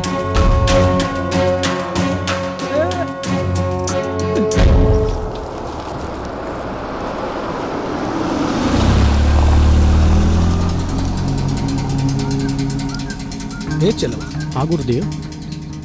हमारा तो लागत रहे इस शहरी नागिन ढेर जहरीली हुई, लेकिन ये अभागन तो अपना सौतीन से मिले जा रहल बिया। हमार दिमाग कंफ्यूजन में अटक रहा बा गुरुदेव। हाँ। पहले हमरा के मैटर पे सर्च करे के पड़ी। हाँ। आई एम गोइंग टू कुछ। ए गुरुदेव, हाँ। हम जाता नहीं रहुआ का करब? अरे 8-10 सीन हो गए यार, आरती ना गौनी, हम तो आरती गाई। ठीक बा, हम जाता नहीं रहुआ आरती गाई। ओके। विषय विकार मिटाओ, पाप हरो। स्कूल कब खुलेगा? पता नहीं। पता नहीं? अभी तक तो बंद है। सही में? अच्छा, यहीं पे है? अच्छा। और बच्चा लोग का पढ़ेगा आज? आज कुछ नया पढ़ाए केहू के कुछ बोले के बा? ठीक बा, यही है।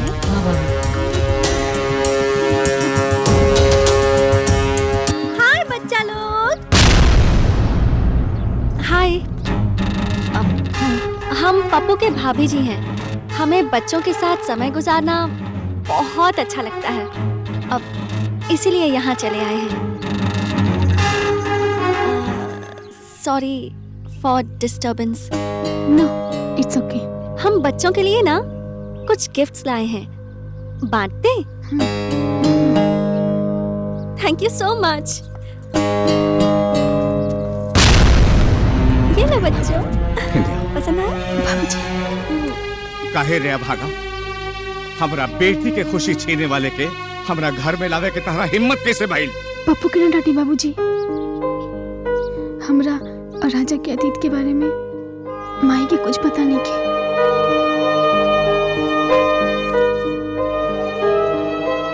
ओकरा बच्चा से बहुत लगाव बा, शायद यही खातिर आइल बाड़ी। मिस एकदम ठीक कहता नहीं। चला पप्पू। गुरुदेव, मैटर क्लियर हो गई। चलवा रजवा का मेहरारू। हाँ। अगर रजवा का प्रेम 25 कांड ना जाने ले, हाँ, तो हम जनवा दे। गुरुदेव, घर परिवार में आग लगावे के रउआ तो पीएचडी कैले बानी नु। दुश्मनी में जीत वही कहोले, हाँ, जे दुश्मन के चैन से ना जिए थे।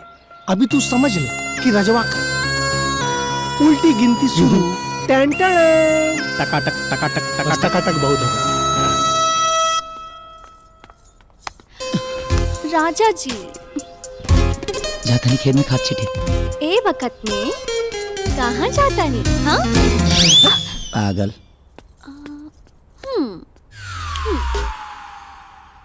माही, हमरा लगे सब कुछ बा, फिर भी कुछ नीक निकल लागत। अगर तू रहतू तो शायद हमरा जीवन में आवेला तूफान के रोक लेला रहतू। आपको माँ की याद सता रही है? I mean, हमारे प्यार में कुछ कमी है? प्यार? प्यार के मतलब भी तू जाने लुका? अरे तो कि अगर प्यार बना तो खाली दारू और सिगरेट से। ये दुनिया में हम सबसे ज्यादा आपसे प्यार करते हैं। हम साबित कर देंगे, आज से हमेशा के लिए। दारू, सिगरेट, सब कुछ छोड़ देंगे।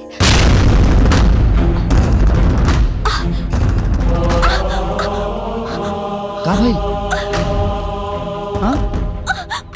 पेट में बहुत तेज दर्द हो रहा बा राजा।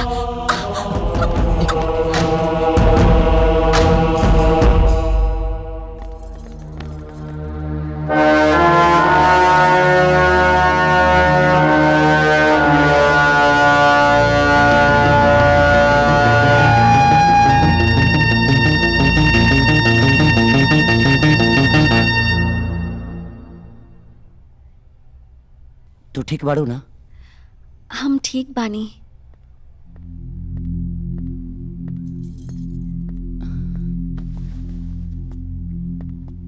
डॉक्टर साहब सब ठीक तो है ना? आप लोग कृपया बाहर चलें।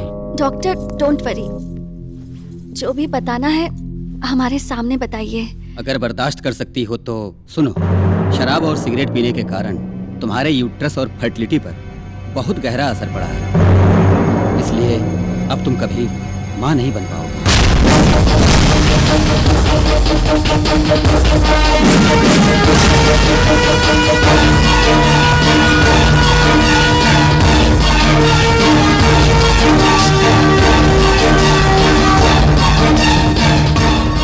Have to go, excuse.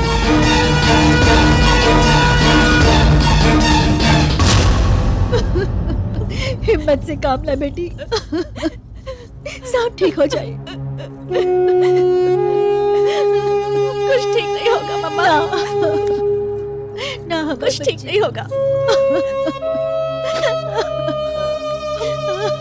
हम कभी माँ नहीं बन सकते, नहीं बन सकते। अगर इस दुनिया में हमें सबसे प्यारा कोई लगता है तो वो है बच्चे,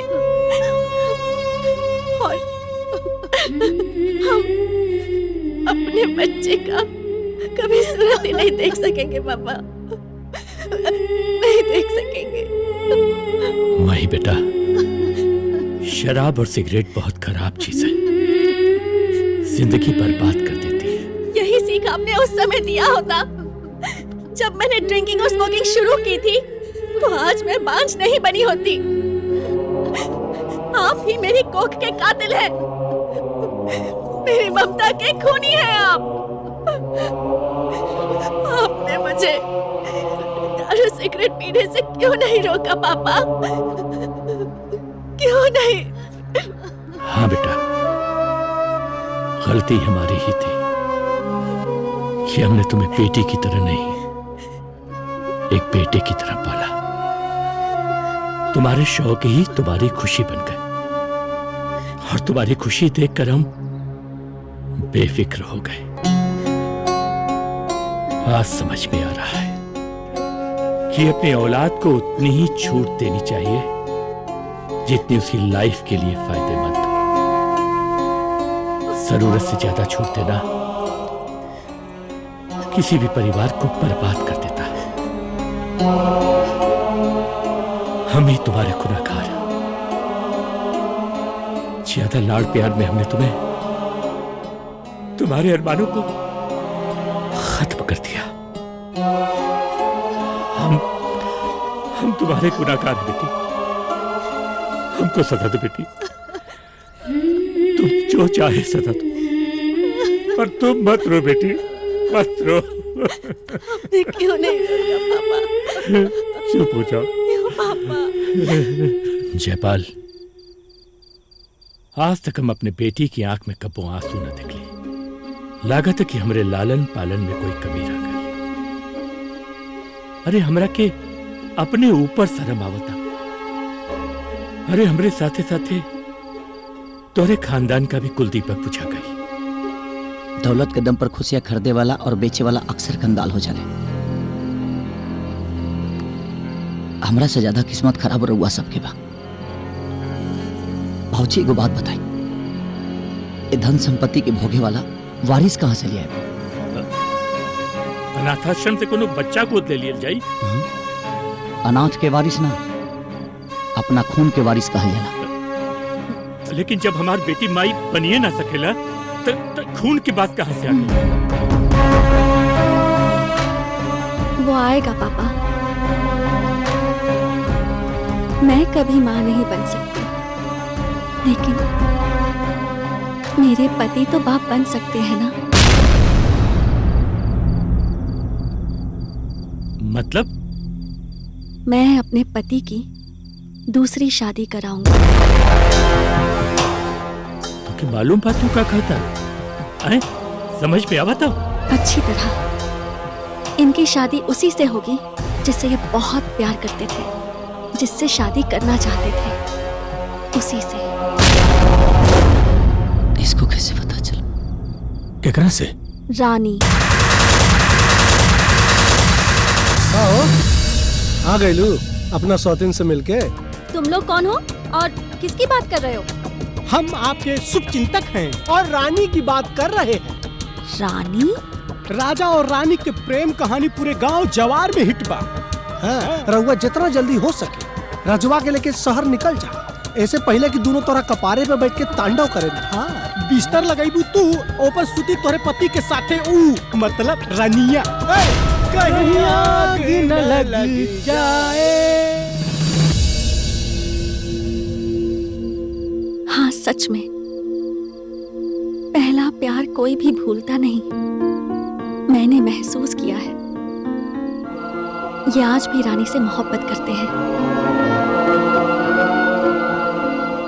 लेकिन बेटी एक बात बतावा, अपने पति के साथ तू कोई दूसरी औरत के बर्दाश्त कर पेगू? हम सब कुछ बर्दाश्त कर ले पापा, लेकिन हम ही बकवास बर्दाश्त ना कर सकीले।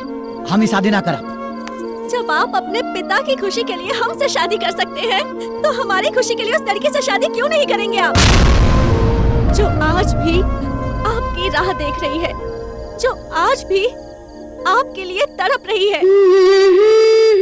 बहुत प्यार करते हैं आप उससे।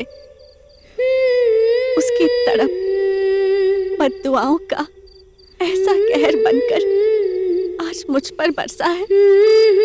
जिंदा लाश बनकर रह गई हूँ। अब तो हम में जान तभी आएगी जब आप रानी से शादी करेंगे।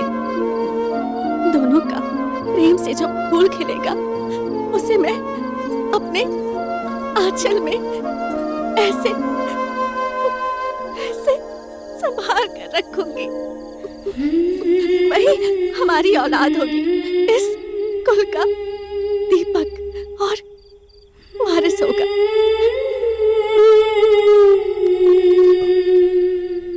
जैसन तोहर मर्जी बेटा। बाबूजी, जौना लड़की के घरे जाके ओकरा बाप के रुआ बेइज्जत कैनी, ओकरा के जान से मारे के कोशिश कैनी, उ शादी खाती कैसे राजी हुई? हमने देखा है कि रानी के दिल में आपके लिए बेपनाह मोहब्बत है। और रही बात उसके पिता की, तो ससुर जी, आप अपने बेटे की खुशी के लिए उनसे माफी नहीं मांग सकते? बताइए ना बाबूजी, बताइए, अपने बेटे के लिए माफी नहीं मांग सकते?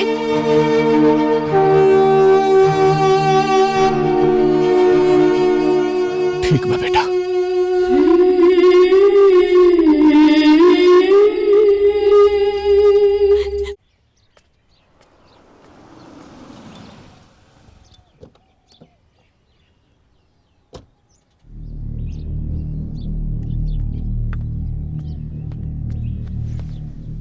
आपन औकात से बढ़ के पुतोह पा गई नी, वो खुशखबरी देवे आइल बानी कि आपन बेइज्जती करावे।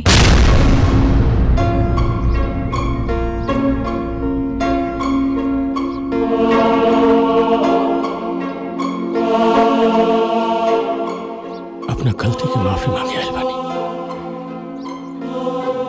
हमरा ये समझ में आ गइल कि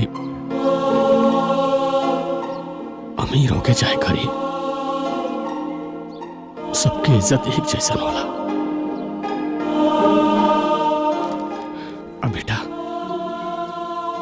राजा से तोहर ब्याह ना करा के जन्म पाप कइले रानी, बस ओकर प्रायश्चित करे आइल बनी। तारा के अपन घर के बहू बनावे आइल बनी। तहार बहू मर गई कि तहरा से ज्यादा दौलत वाला के साथ भाग गई? ओकरा बारे में अशुभ मत बोली। वो बहुत महान औरत बिया। देखिए, ओकरा जब राजा और रानी के प्यार के बारे में पता चला, तो खुद काला हमरा से, बाबूजी, रो के हमार कसम, राजा जी के रानी से फिर से मिला दी। वैसे बेटा ही नहीं है। वो ऑर्डर देलस और तू बेशरम गुलाम जैसन भीख मांगे ही आ गईला। प्लीज जबान संभाल के। ए बाबू साहेब, जबान तो संभाल ले, बाकी अपने आप के ना संभाल पाई। चुपचाप यहाँ से दफा हो जाए, न तो धक्का दे के भगाई। बस ए गला मत फाड़ा। तू भूल गईला कि जब रिश्ता के डोर टूट जाला तो ओकरा जोड़ला के बाद ओकरा में गांठ बन जाला। अरे बाबू साहेब, हम एगो भिखमंगा के अपन दामाद बना ले, बाकी तहरा जैसे नीच इंसान के अपन बेटी के बहू ना बने दे। निकल जाए यहाँ से।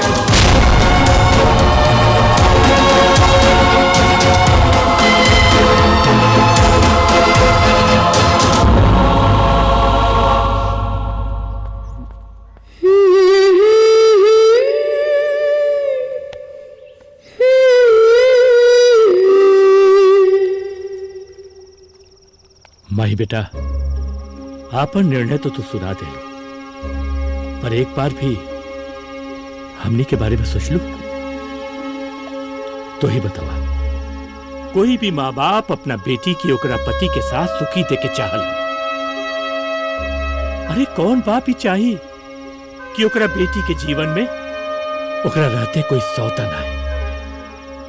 हम तोरा ही निर्णय में तोरे साथ न खड़ा सकीला, आगे तो हर मर्जी। माही, पापा सही कहा तारे। एक बार ठंडा दिमाग से सोच ला, कहीं ऐसे ना होके कि एगो तूफान रोके खातिर तू बहुत बड़ तूफान के बुलावा ताड़ो। हम फैसला कर चुकल बानी।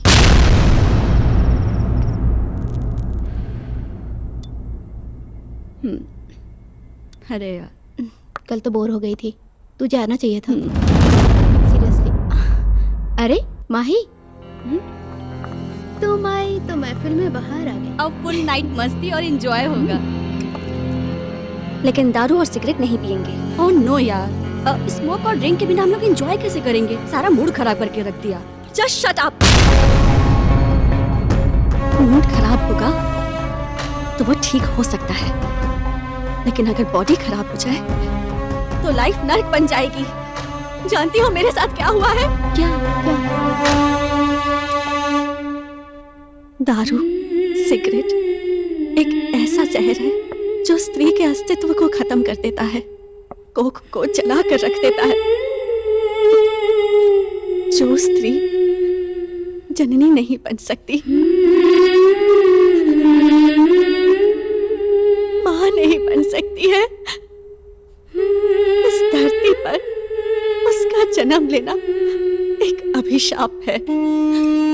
अगर तुम लोगों को अभिशाप बनना है तो शौक से स्मोकिंग, ड्रिंकिंग करो। Please leave me alone. Thanks यार, तुमने हमारी लाइफ सेव कर दी। आज से इस जहर को हम लोग हाथ भी नहीं लगाएंगे।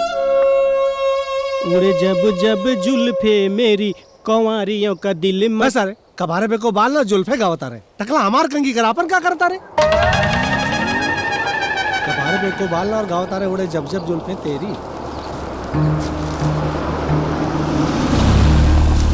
ये गुरुदेव, राजवक मेहरारू राउर ससुरारी जाती है। ई नागिन हमारा कुंडली पे बैठ के केचुली नाना छोड़ी रे।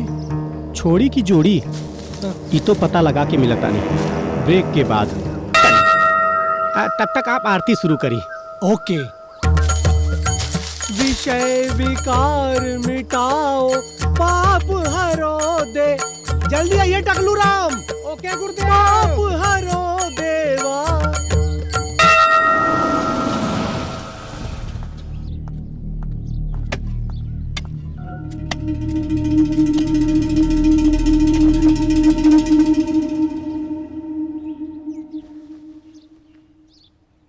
आज संडे है, बच्चा कुल पढ़े ना बिलसन।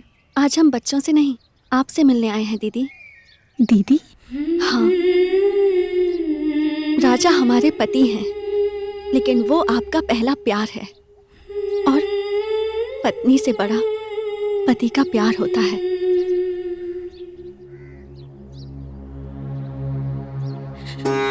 आप राजा से शादी कर लो प्लीज।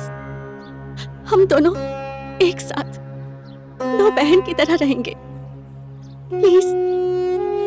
हमरा पे आज इतना मेहरबानी का है? अपना पति के उनकर प्रेमी से शादी करा के कोनो इतिहास रचे के चाहता रो, या फिर कोनो साजिश बा? जब हमने आपको बहन मान लिया है तो अब झूठ नहीं बोलेंगे। अगर बर्दाश्त कर सकती हो तो सुनो, शराब और सिगरेट पीने के कारण तुम्हारे यूट्रस और फर्टिलिटी पर बहुत गहरा असर पड़ा है, इसलिए अब तुम कभी मां नहीं बन पाओगी। हम चाहे तो किसी भी बच्चे को गोद भी ले सकते हैं, लेकिन हम चाहते हैं कि आपको आपका पहला प्यार मिल जाए और हमको आपके प्यार का वो नन्हा मुन्ना निशानी मिल जाए। प्लीज दीदी, हाँ कर दीजिए प्लीज। आप राजा से शादी कर लो दीदी, प्लीज प्लीज हाँ कर दीजिए दीदी, प्लीज हाँ कर दीजिए। जा राजा के भेजता, ओकर बादे हम कोई डिसीजन ले पाई। Thank you so much.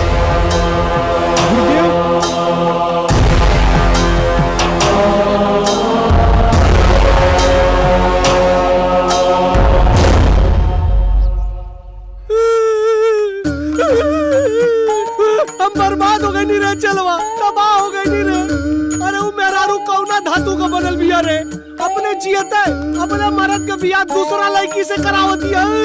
तो सब गलती रहुए के बानू, कवन जरूरत रहे रजवा को रानी के प्रेम प्रसंग बतावे को करे मेहरारू से? अपने पैरे में तो खुदे कुल्हाड़ी मरवा ले बानी। का प्रभु रड़ुआ मर जाए का हो? ये गुरुदेव रहुआ के तो हम रड़ुआ ना मरे देव। रहुआ इतना हैंडसम बानी, स्मार्ट बानी, देसी बानी, राउर का लुक बा। अरे रानी न सही तो रिया सही, रिया न सही तो बीना सही। विषय विकार मिटाओ। चुप रही महाराज। विषय विकार मिटाओ जब देखे तब शुरू हो जाली। Sorry thank you. विषय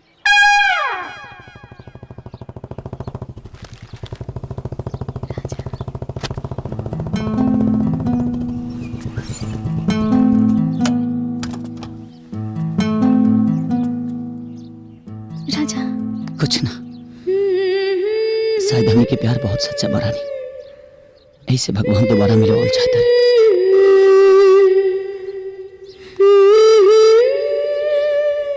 ये बेरा हमारा नर राजा के भरत आई नो।